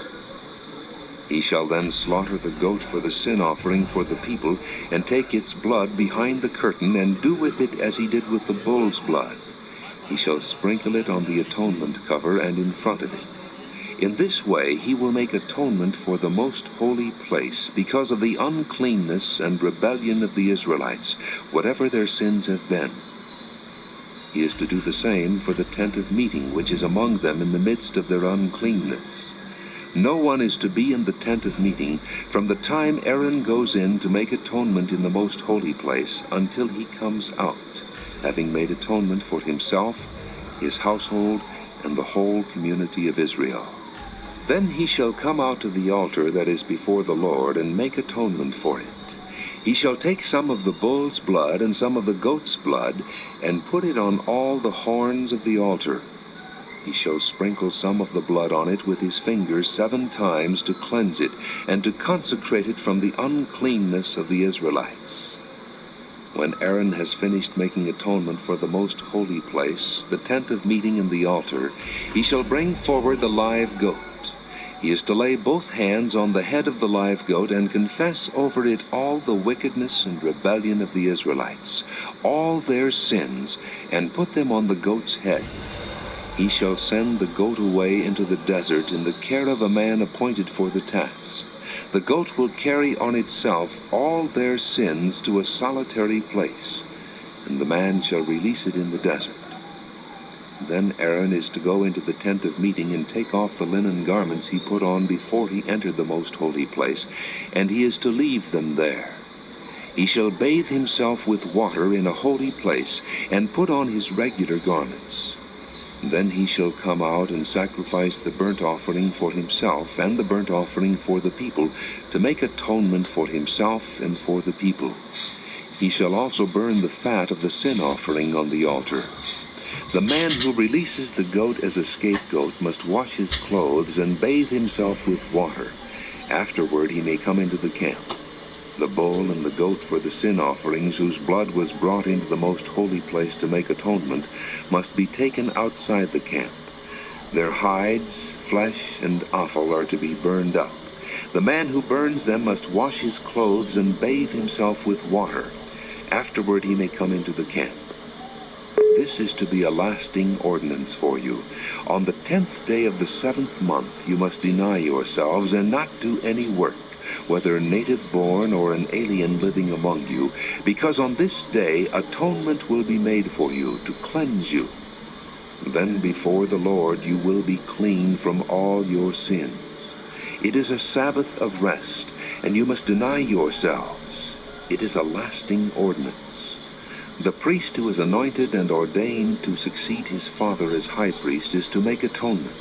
He is to put on the sacred linen garments and make atonement for the most holy place, for the tent of meeting and the altar, and for the priests and all the people of the community. This is to be a lasting ordinance for you. Atonement is to be made once a year for all the sins of the Israelites. And it was done as the Lord commanded Moses. Henry Abrams.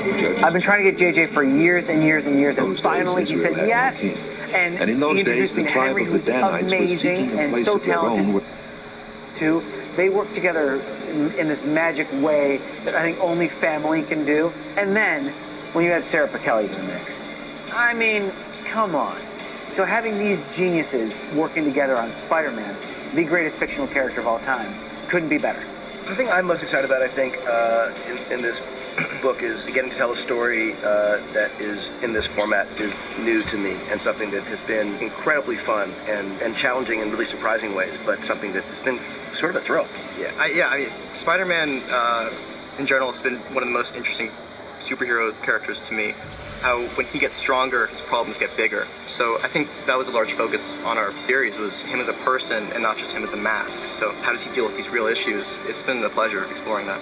When we first started to do this, I asked around some friends in the know, who should we talk to about doing it, and the person that kept coming up number one on lists for people was Sarah. We knew her stuff. She's a genius. The fact that we got Sarah to do this book was like I still can't luckiest, gift of all time. Also, the work she's done with Spider-Man before this is legendary. Cadaverous is one of the most terrifying Spider-Man villains of all time, and that's saying something. Spidey has faced the Green Goblin, Carnage, Venom, and Cadaverous might be even scarier and a little bit grosser than any of them. I don't even know if I should say he, but I did. I already said it, so I can. And his minions are terrifying, and they do some horrible things to our main characters very early on in the story that are going to be really hard to recover from if they can. If you know anything about J.J. Abrams, you know that when you start one of his stories, things don't go where you think they're going to go. Things aren't what they seem, and that is definitely true here. We have only shown you the tip of the iceberg.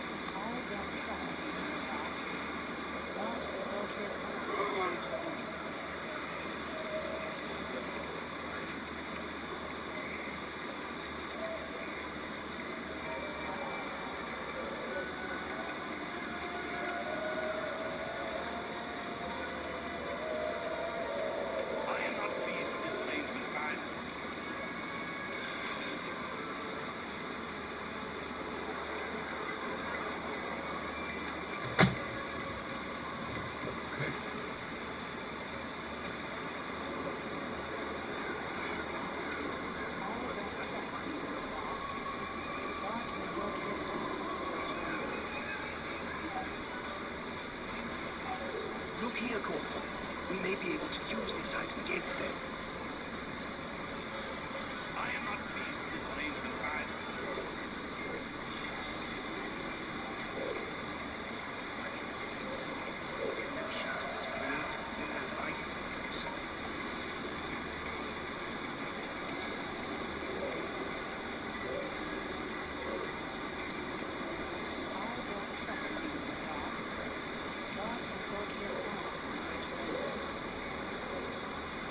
Look here, Gotham. We may be able to use this item against them. Are conjecturing someone else on trust?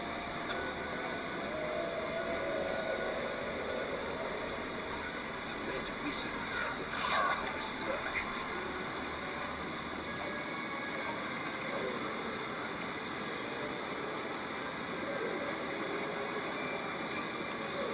I can sense an excellent connection to this creative rare item of yours.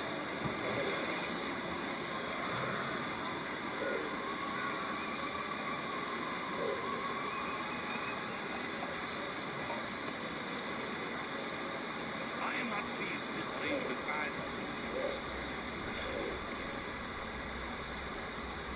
either. They might settle, because they had not yet come into an inheritance among the tribes of Israel. So the Danites sent 5 warriors from Zorah and Eshtaol to spy out the land and explore it. These men represented all their clans. They told them, "Go explore the land." And the men entered the hill country of Ephraim and came to the house of Micah, where they spent the night. When they were near Micah's house, they recognized the voice of the young Levite. So they turned in there and asked him, "Who brought you here? What are you doing in this place? Why are you here?" He told them what Micah had done for him and said, "He has hired me, and I am his priest." Then they said to him, "Please inquire of God to learn whether our journey will be successful." The priest answered them, "Go in peace. Your journey has the Lord's approval." So the 5 men left and came to Laish, where they saw that the people were living in safety, like the Sidonians, unsuspecting and secure. And since their land lacked nothing, they were prosperous. Also, they lived a long way from the Sidonians and had no relationship with anyone else. When they returned to Zorah and Eshtaol, their brothers asked them, "How did you find things?" They answered, "Come on, let's attack them. We have seen that the land is very good. Aren't you going to do something? Don't hesitate to go there and take it over. When you get there, you will find an unsuspecting people and a spacious land that God has put into your hands, a land that lacks nothing whatever." Then 600 men from the clan of the Danites, armed for battle, set out from Zorah and Eshtaol. On their way, they set up camp near Kiriath-Jearim in Judah. And this is why the place west of Kiriath-Jearim is called Mahanadan to this day. From there, they went on to the hill country of Ephraim and came to Micah's house. Then the 5 men who had spied out the land of Laish said to their brothers, "Do you know that one of these houses has an ephod, other household gods, a carved image, and a cast idol? Now you know what to do." So they turned in there and went to the house of the young Levite at Micah's place and greeted him. The 600 Danites, armed for battle, stood at the entrance to the gate.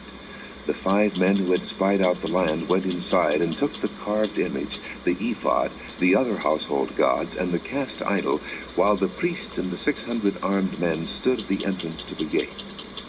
When these men went into Micah's house and took the carved image, the ephod, the other household gods, and the cast idol, the priest said to them, "What are you doing?" They answered him, "Be quiet. Don't say a word. Come with us and be our father and priest. Isn't it better that you serve a tribe and clan in Israel as priests rather than just one man's household?" Then the priest was glad. He took the ephod, the other household gods, and the carved image and went along with the people. Putting their little children, their livestock, and their possessions in front of them, they turned away and left. When they had gone some distance from Micah's house, the men who lived near Micah were called together and overtook the Danites. As they shouted after them, the Danites turned and said to Micah, "What's the matter with you, that you called out your men to fight?" He replied, "You took the gods I made and my priest and went away. What else do I have? How can you ask what's the matter with you?" The Danites answered, "Don't argue with us, or some hot-tempered men will attack you, and your family will lose your lives." So the Danites went their way, and Micah, seeing that they were too strong for him, turned around and went back home. Then they took what Micah had made and his priest and went on to Laish against a peaceful and unsuspecting people. They attacked them with the sword and burned down their city. And there was no one to rescue them because they lived a long way from Sidon and had no relationship with anyone else. The city was in a valley near Beth-rehob. The Danites rebuilt the city and settled there. They named it Dan after their forefather Dan, who was born to Israel, though the city used to be called Laish. There the Danites set up for themselves the idols, and Jonathan, son of Gershom, the son of Moses, and his sons were priests for the tribe of Dan until the time of captivity of the land. They continued to use the idols Micah had made, all the time the house of God was in Shiloh. Genesis chapter 10. This is the account of Shem, Ham, and Japheth, Noah's sons, who themselves had sons after the flood. The sons of Japheth: Gomer, Magog, Madai, Javan, Tubal, Meshach, and Tyrus. The sons of Gomer: Ashkenaz, Riphath, and Togarmah. The sons of Javan: Elisha, Tarshish, the Kittim, and the Rodnim. From these the maritime peoples spread out into their territories by their clans within their nations, each with its own language. The sons of Ham: Cush, Mizraim, Put, and Canaan. The sons of Cush: Seba, Havilah, Sabta, Raamah, and Sabtika. The sons of Raamah: Sheba and Dedan. Cush was the father of Nimrod, who grew to be a mighty warrior on the earth. He was a mighty hunter before the Lord. That is why it is said, like Nimrod, a mighty hunter before the Lord. The first centers of his kingdom were Babylon, Elath, Akkad, and Calneh in Shinar. From that land he went to Assyria, where he built Nineveh, Rehoboth-ir, Calah, and Rezin, which is between Nineveh and Calah. That is the great city. Mizraim was the father of the Ludites, Anamites, Lehabites, Naphtuhites, Patruzites, Casluhites, from whom the Philistines came, and Caphtorites. Canaan was the father of Sidon, his firstborn, and of the Hittites, Jebusites, Amorites, Girgashites, Hivites, Arkites, Sinites, Arvadites, Zemarites, and Hamathites. Later the Canaanite clans scattered, and the borders of Canaan reached from Sidon toward Gevar as far as Gaza, and then toward Sodom, Gomorrah, Admah, and Zeboim as far as Lasha. These are the sons of Ham by their clans and languages in their territories and nations. Sons were also born to Shem, whose older brother was Japheth. Shem was the ancestor of all the sons of Eber. The sons of Shem: Elam, Asher, Arphaxad, Lud, and Aram. The sons of Aram: Uz, Hul, Gether, and Meshach. Arphaxad was the father of Shelah, and Shelah the father of Eber. Two sons were born to Eber. One was named Peleg, because in his time the earth was divided. His brother was named Joktan. Joktan was the father of Almodad, Shelah, Hazarmaveth, Jerah, Adoram, Uzal, Diklah, Obal, Abimiel, Sheba, Ophir, Havilah, and Jobab. All these were sons of Joktan. The region where they lived stretched from Mesha toward Sephar in the eastern hill country. These are the sons of Shem by their clans and languages in their territories and nations. These are the clans of Noah's sons according to their lines of descent within their nations. From these the nations spread out over the earth after the flood. Isaiah chapter 35. The desert and the parched land will be glad. The wilderness will rejoice and blossom. Like the crocus it will burst into bloom. It will rejoice greatly and shout for joy. The glory of Lebanon will be given to it, the splendor of Carmel and Sharon. They will see the glory of the Lord, the splendor of our God. Strengthen the feeble hands, steady the knees that give way. Say to those with fearful hearts, be strong, do not fear. Your God will come. He will come with vengeance. With divine retribution he will come to save you. Then will the eyes of the blind be opened, and the ears of the deaf unstopped. Then will the lame leap like a deer, and the mute tongue shout for joy. Water will gush forth in the wilderness, and streams in the desert. The burning sand will become a pool, the thirsty ground bubbling springs. In the haunts where jackals once lay, grass and reeds and papyrus will grow. And a highway will be there. It will be called the Way of Holiness. The unclean will not journey on it. It will be for those who walk in that way. Wicked fools will not go about on it. No lion will be there, nor will any ferocious beast get up on it. They will not be found there. But only the redeemed will walk there, and the ransomed of the Lord will return. They will enter Zion with singing. Everlasting joy will crown their heads. Gladness and joy will overtake them, and sorrow and sighing will flee away. 1 Kings chapter 16. Then the word of the Lord came to Jehu, son of Hanani, against Baasha. I lifted you up from the dust, and made you leader of my people Israel. But you walked in the ways of Jeroboam, and caused my people Israel to sin, and to provoke me to anger by their sins. So I am about to consume Baasha and his house, and I will make your house like that of Jeroboam, son of Nebat. Dogs will eat those belonging to Baasha who die in the city, and the birds of the air will feed on those who die in the country. As for the other events of Baasha's reign, what he did, and his achievements, are they not written in the book of the annals of the kings of Israel? Baasha rested with his fathers, and was buried in Tirzah, and Elah his son succeeded him as king.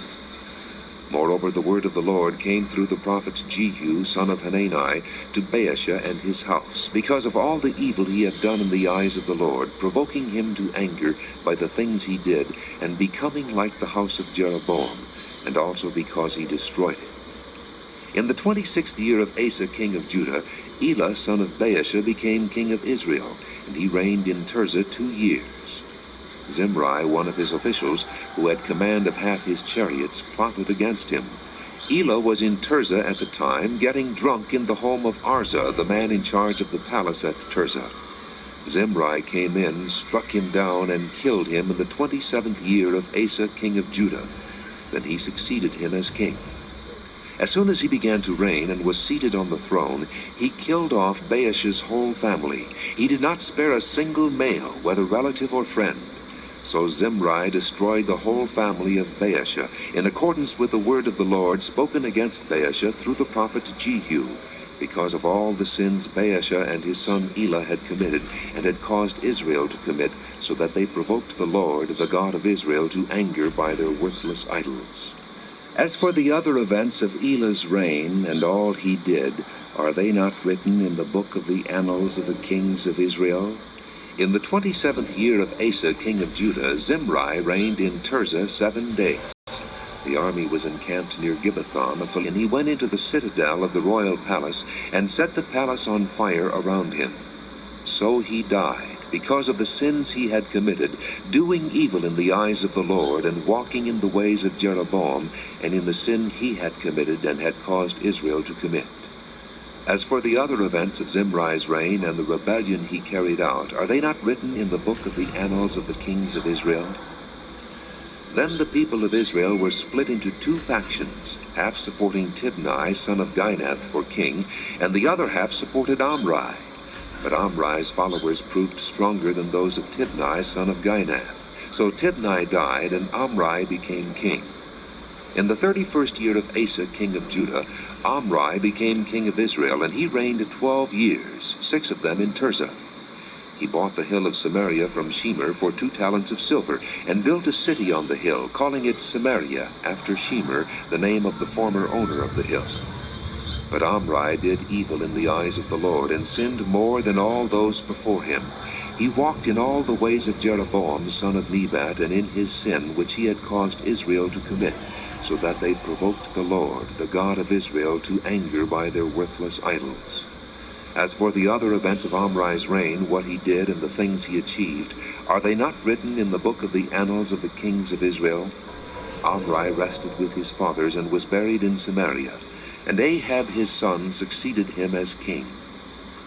In the 38th year of Asa king of Judah, Ahab son of Omri became king of Israel, and he reigned in Samaria over Israel 22 years. Ahab son of Omri did more evil in the eyes of the Lord than any of those before him. He not only considered it trivial to commit the sins of Jeroboam son of Nebat, but he also married Jezebel, daughter of Ethbaal, king of the Sidonians, and began to serve Baal and worship him. He set up an altar for Baal in the temple of Baal that he built in Samaria.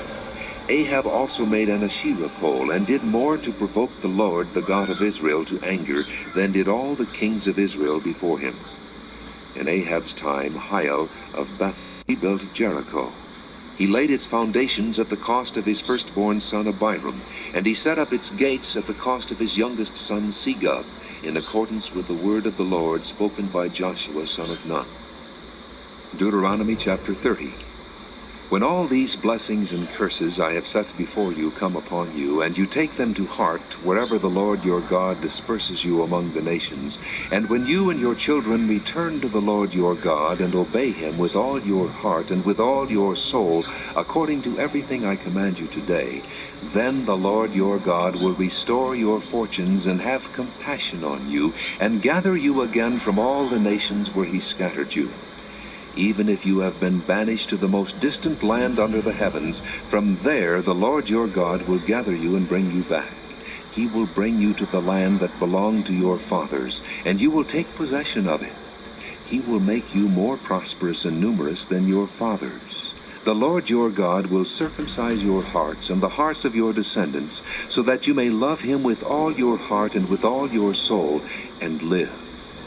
The Lord your God will put all these curses on your enemies who hate and persecute you. You will again obey the Lord and follow all his commands I am giving you today. Then the Lord your God will make you most prosperous in all the work of your hands and in the fruit of your womb, the young of your livestock and the crops of your land.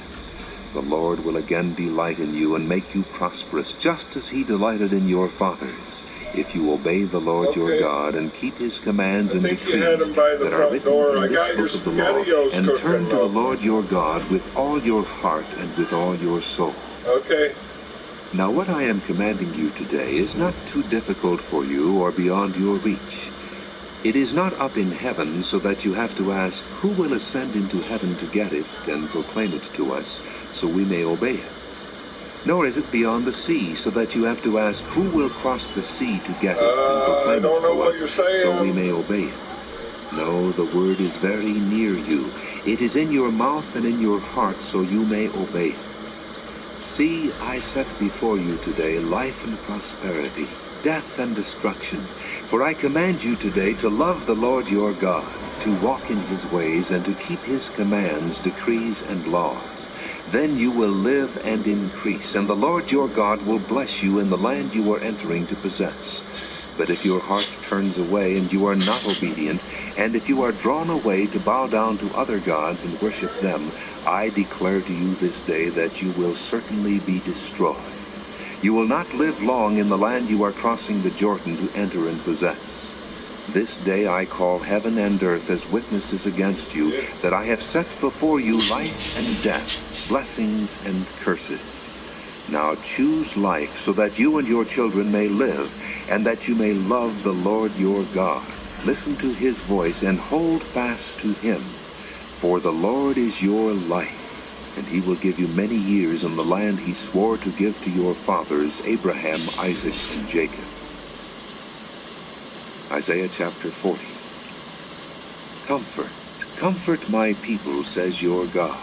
Speak tenderly to Jerusalem, and proclaim to her that her hard service has been completed, that her sin has been paid for, that she has received from the Lord's hand double for all her sins. A voice of one calling, in the desert prepare the way for the Lord. Make straight in the wilderness a highway for our God. Every valley shall be raised up, every mountain and hill made low. The rough ground shall be level, the rugged places a plain. And the glory of the Lord will be revealed, and all mankind together will see it. for the mouth of the Lord has spoken. A voice says, "Cry out." And I said, "What shall I cry?" All men are like grass, and all their glory is like the flowers of the field. The grass withers and the flowers fall, because the breath of the Lord blows on them. Surely the people are grass. The grass withers and the flowers fall, but the word of our God stands forever. You who bring good tidings to Zion, go up on a high mountain. You who bring good tidings to Jerusalem, lift up your voice with a shout. Lift it up. Do not be afraid. Say to the towns of Judah, "Here is your God." See, the sovereign Lord comes with power, and his arm rules for him. See, his reward is with him, and his recompense accompanies him. He tends his flock like a shepherd. He gathers the lambs in his arms and carries them close to his heart. He gently leads those that have young. Who has measured the waters in the hollow of his hand, or with the breadth of his hand marked off the heavens? Who has held the dust of the earth in a basket, or weighed the mountains on the scales and the hills in a balance? Who has understood the mind of the Lord, or instructed him as his counselor? Whom did the Lord consult to enlighten him, and who taught him the right way? Who was it that taught him knowledge, or showed him the path of understanding? Surely the nations are like a drop in a bucket. They are regarded as dust on the scales. He weighs the islands as though they were fine dust. Lebanon is not sufficient for altar fires, nor its animals enough for burnt offerings. Before him all the nations are as nothing. They are regarded by him as worthless and less than nothing. To whom then will you compare God? What image will you compare him to? As for an idol, a craftsman casts it, and a goldsmith overlays it with gold and fashions silver chains for it. A man too poor to present such an offering selects wood that will not rot. He looks for a skilled craftsman to set up an idol that will not topple. Do you not know? Have you not heard? Has it not been told you from the beginning? Have you not understood since the earth was founded? He sits enthroned above the circle of the earth, and its people are like grasshoppers. He stretches out the heavens like a canopy, and spreads them out like a tent to live in. He brings princes to naught, and reduces the rulers of this world to nothing. No sooner are they planted, no sooner are they sown, no sooner do they take root in the ground, than he blows on them and they wither, and a whirlwind sweeps them away like chaff. To whom will you compare me? Or who is my equal, says the Holy One? Lift your eyes and look to the heavens. Who created all these? He who brings out the starry host one by one and calls them each by name. Because of his great power and mighty strength, not one of them is missing. Why do you say, O Jacob, and complain, O Israel, my way is hidden from the Lord, my cause is disregarded by my God? Do you not know? Have you not heard? The Lord is the everlasting God, the creator of the ends of the earth. He will not grow tired or weary, and his understanding no one can fathom. He gives strength to the weary, and increases the power of the weak. Even youths grow tired and weary, and young men stumble and fall. But those who hope in the Eric, Lord is it will raining renew their inside? strength. They will soar on wings like eagles. They will run and not grow weary. Is it They raining will inside? walk and not be faint. Jeremiah chapter Close 42. that door if it's getting wet And in all the here. army officers, including Johanan son of Kareah, and Jezaniah son of Hoshea, and all the people from the least to the greatest, approached Jeremiah the prophet and said to him, Please hear our petition, and pray to the Lord your God for this entire remnant. For as you now see, though we were once many, now only a few are left. Pray that the Lord your God will tell us where we should go and what we should do. I have heard you, replied Jeremiah the prophet. I will certainly pray to the Lord your God as you have requested. I will tell you everything the Lord says and will keep nothing back from you. Then they said to Jeremiah, "May the Lord be a true and faithful witness against us, if we do not act in accordance with everything the Lord your God sends you to tell us. Whether it is favorable or unfavorable, we will obey the Lord our God, to whom we are sending you, so that it will go well with us, for we will obey the Lord our God." 10 days later the word of the Lord came to Jeremiah. So he called together Johanan son of Kareah, and all the army officers who were with him, and all the people from the least to the greatest. He said to them, "This is what the Lord, the God of Israel, to whom you sent me to present your petition, says. If you stay in this land, I will build you up and not tear you down. I will plant you and not uproot you, for I am grieved over the disaster I have inflicted on you. Do not be afraid of the king of Babylon, whom you now fear. Do not be afraid of him, declares the Lord, for I am with you and will save you and deliver you from his hands. I will show you compassion, so that he will have compassion on you and restore you to your land.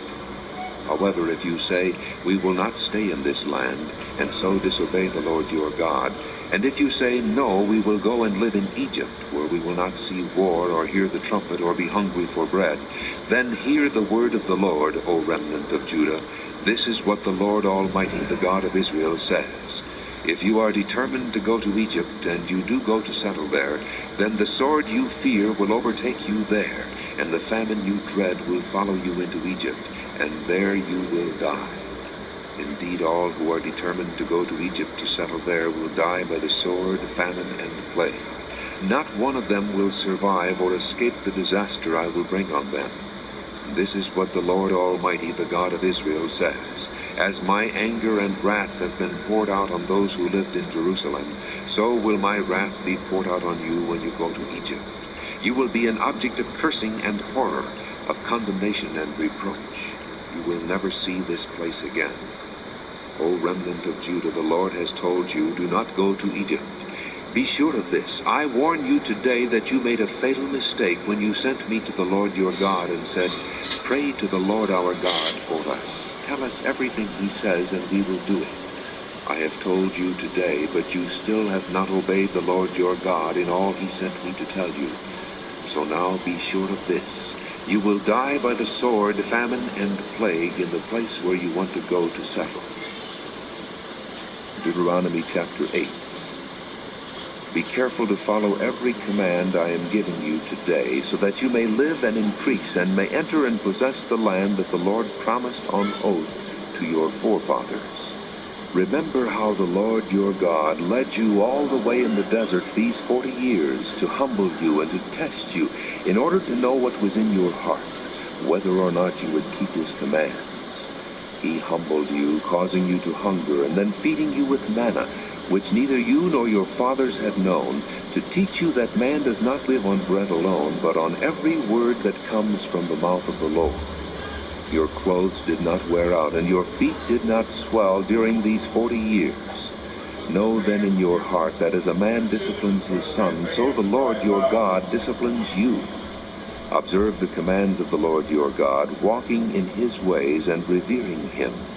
For the Lord your God is bringing you into a good land, a land with streams and pools of water, with springs flowing in the valleys and hills, a land with wheat and barley, vines and fig trees, pomegranates, olive oil and honey, a land where bread will not be scarce and you will lack nothing, a land where the rocks are iron and you can dig copper out of the hills. When you have eaten and are satisfied, praise the Lord your God for the good land he has given you. Be careful that you do not forget the Lord your God, failing to observe his commands, his laws, and his decrees that I am giving you this day. Otherwise, when you eat and are satisfied, when you build fine houses and settle down, and when your herds and flocks grow large, and your silver and gold increase, and all you have is multiplied, then your heart will become proud, and you will forget the Lord your God, who brought you out of Egypt, out of the land of slavery. He led you through the vast and dreadful desert, that thirsty and waterless land, with its venomous snakes and scorpions. He brought you water out of hard rock. He gave you manna to eat in the desert, something your fathers had never known, to humble and to test you, so that in the end it might go well with you. You may say to yourself, my power and the strength of my hands have produced this wealth for me. But remember the Lord your God, for it is he who gives you the ability to produce wealth, and so confirms his covenant which he swore to your forefathers as it is today. If you ever forget the Lord your God and follow other gods and worship and bow down to them, I testify against you today that you will surely be destroyed. Like the nations the Lord destroyed before you, so you will be destroyed for not obeying the Lord your God. Jeremiah chapter 38. Shephatiah son of Mattan, Gedaliah son of Pashur, Jehukel son of Shelemiah, and Pashur son of Malchijah heard what Jeremiah was telling all the people when he said, This is what the Lord says, Whoever stays in this city will die by the sword, famine, or plague, but whoever goes over to the Babylonians will live. He will escape with his life. He will live. And this is what the Lord says, This city will certainly be handed over to the army of the king of Babylon, who will capture it. Then the officials said to the king, This man should be put to death. He is discouraging the soldiers who are left in this city, as well as all the people, by the things he is saying to them. This man is not seeking the good of these people, but their ruin.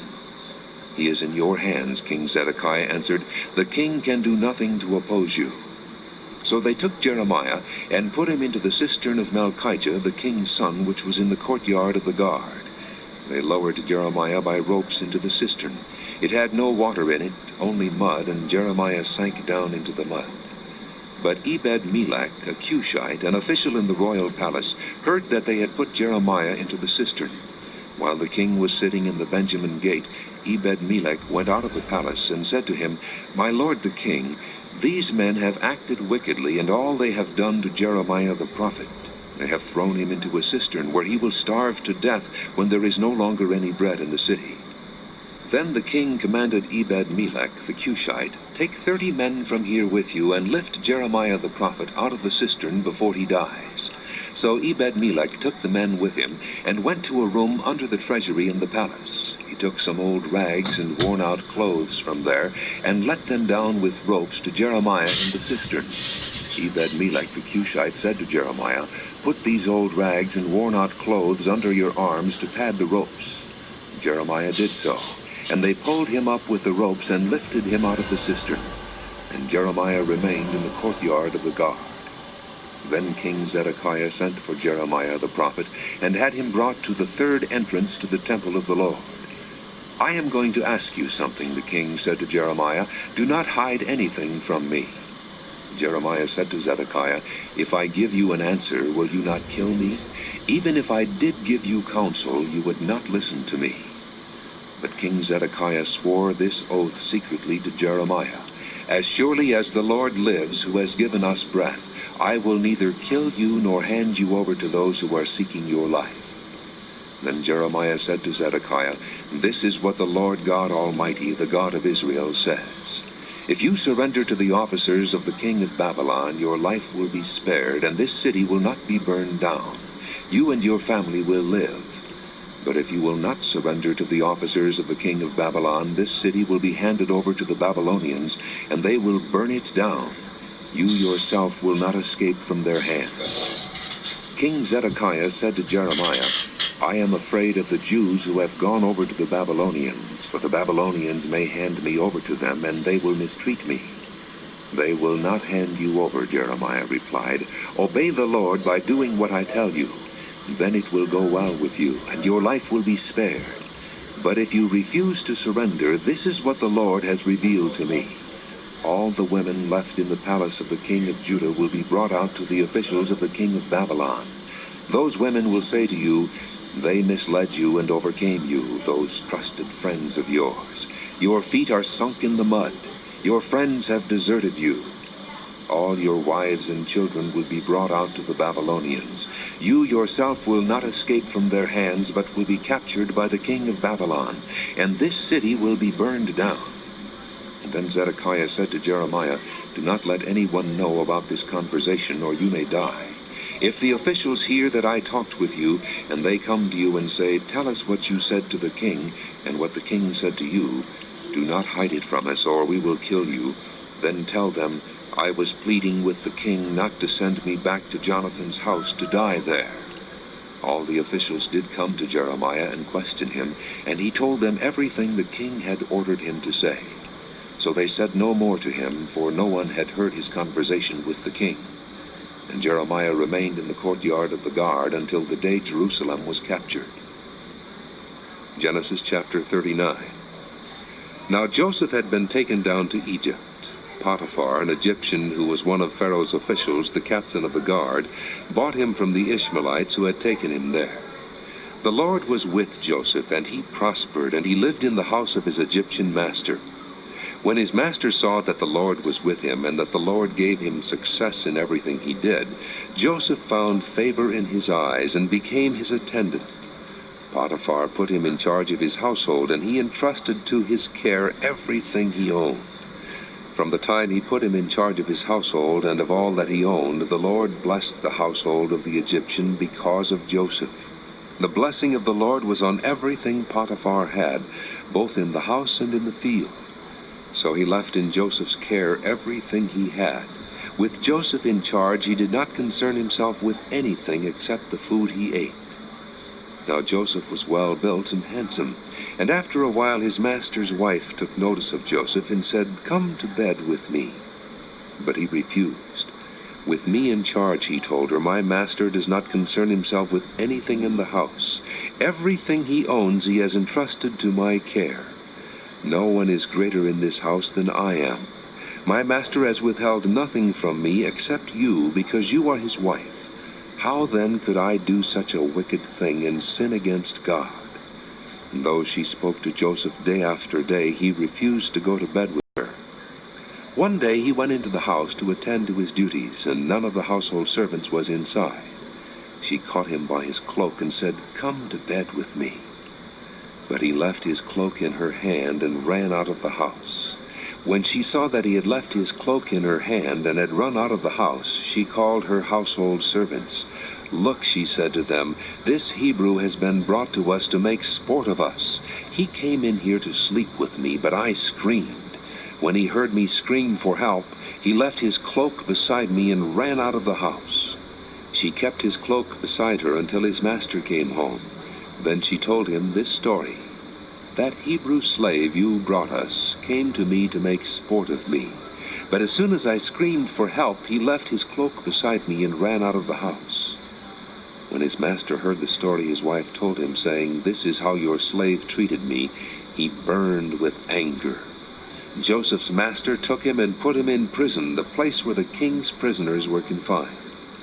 But while Joseph was there in the prison, the Lord was with him. He showed him kindness and granted him favor in the eyes of the prison warden. So the warden put Joseph in charge of all those held in the prison, and he was made responsible for all that was done there. The warden paid no attention to anything under Joseph's care, because the Lord was with Joseph and gave him success in whatever he did. Leviticus chapter 7. These are the regulations for the guilt offering, which is most holy. The guilt offering is to be slaughtered in the place where the burnt offering is slaughtered, and its blood is to be sprinkled against the altar on all sides. All its fat shall be offered, the fat tail and the fat that covers the inner parts, both kidneys with the fat on them near the loins, and the covering of the liver, which is to be removed with the kidneys. The priest shall burn them on the altar as an offering made to the Lord by fire. It is a guilt offering. Any male in a priest's family may eat it, but it must be eaten in a holy place. It is most holy. The same law applies to both the sin offering and the guilt offering. They belong to the priest who makes atonement with them. The priest who offers a burnt offering for anyone may keep its hide for himself. Every grain offering baked in an oven or cooked in a pan or on a griddle belongs to the priest who offers it. And every grain offering, whether mixed with oil or dry, belongs equally to all the sons of Aaron. These are the regulations for the fellowship offering a person may present to the Lord. If he offers it as an expression of thankfulness, then along with this thank offering, he is to offer cakes of bread made without yeast and mixed with oil. wafers made without yeast and spread with oil, and cakes of fine flour well kneaded and mixed with oil. Along with his fellowship offering of thanksgiving, he is to present an offering with cakes of bread made with yeast. He is to bring one of each kind as an offering, a contribution to the Lord. It belongs to the priest who sprinkles the blood of the fellowship offerings. The meat of his fellowship offering of thanksgiving must be eaten on the day it is offered. He must leave none of it till morning. If, however, his offering is a result of a vow, or is a free will offering, the sacrifice shall be eaten on the day he offers it, but anything left over may be eaten on the next day. Any meat of the sacrifice left over till the third day must be burned up. If any meat of the fellowship offering is eaten on the third day, it will not be accepted. It will not be credited to the one who offered it, for it is impure. The person who eats any of it will be held responsible. Meat that touches anything ceremonially unclean must not be eaten. It must be burned up. As for other meat, anyone ceremonially clean may eat it. But if anyone who is unclean eats any meat of the fellowship offering belonging to the Lord, that person must be cut off from his people. If anyone touches something unclean, whether human uncleanness or an unclean animal or any unclean detestable thing, and then eats any of the meat of the fellowship offering belonging to the Lord, that person must be cut off from his people. The Lord said to Moses, "Say to the Israelites, do not eat any of the fat of cattle, sheep, or goats. The fat of an animal found dead or torn by wild animals may be used for any other purpose, but you must not eat it. Anyone who eats the fat of an animal from which an offering by fire may be made to the Lord must be cut off from his people. And wherever you live, you must not eat the blood of any bird or animal. If anyone eats blood, that person must be cut off from his people." The Lord said to Moses, "Say to the Israelites, anyone who brings a fellowship offering to the Lord is to bring part of it as his sacrifice to the Lord. With his own hands he is to bring the offering made to the Lord by fire. He is to bring the fat together with the breast and wave the breast before the Lord as a wave offering. The priest shall burn the fat on the altar, but the breast belongs to Aaron and his sons. You are to give the right thigh of your fellowship offerings to the priest as a contribution. The son of Aaron who offers the blood and the fat of the fellowship offering shall have the right thigh as his share. From the fellowship offerings of the Israelites I have taken the breast that is waved and the thigh that is presented, and have given them to Aaron the priest and his sons as their regular share from the Israelites. This is the portion of the offerings made to the Lord by fire that were allotted to Aaron and his sons on the day they were presented to serve the Lord as priests. On the day they were anointed, the Lord commanded that the Israelites give this to them as their regular share for the generations to come. These then are the regulations for the burnt offering, the grain offering, the sin offering, the guilt offering, the ordination offering, and the fellowship offering, which the Lord gave Moses on Mount Sinai on the day he commanded the Israelites to bring their offerings to the Lord in the desert of Sinai. Revelation chapter 18. After this I saw another angel coming down from heaven. He had great authority, and the earth was illuminated by his splendor. With a mighty voice he shouted, "Fallen! Fallen is Babylon the Great. She has become a home for demons and a haunt for every evil spirit, a haunt for every unclean and detestable bird. For all the nations have drunk the maddening wine of her adulteries. The kings of the earth committed adultery with her, and the merchants of the earth grew rich from her excessive luxuries." Then I heard another voice from heaven say, "Come out of her, my people, so that you will not share in her sins, so that you will not receive any of her plagues, for her sins are piled up to heaven, and God has remembered her crimes. Give back to her as she has given. Pay her back double for what she has done. Mix her a double portion from her own cup. Give her as much torture and grief as the glory and luxury she gave herself. In her heart she boasts, I sit as queen. I am not a widow, and I will never mourn. Therefore in one day her plagues will overtake her, death, mourning, and famine. She will be consumed by fire, for mighty is the Lord God who judges her.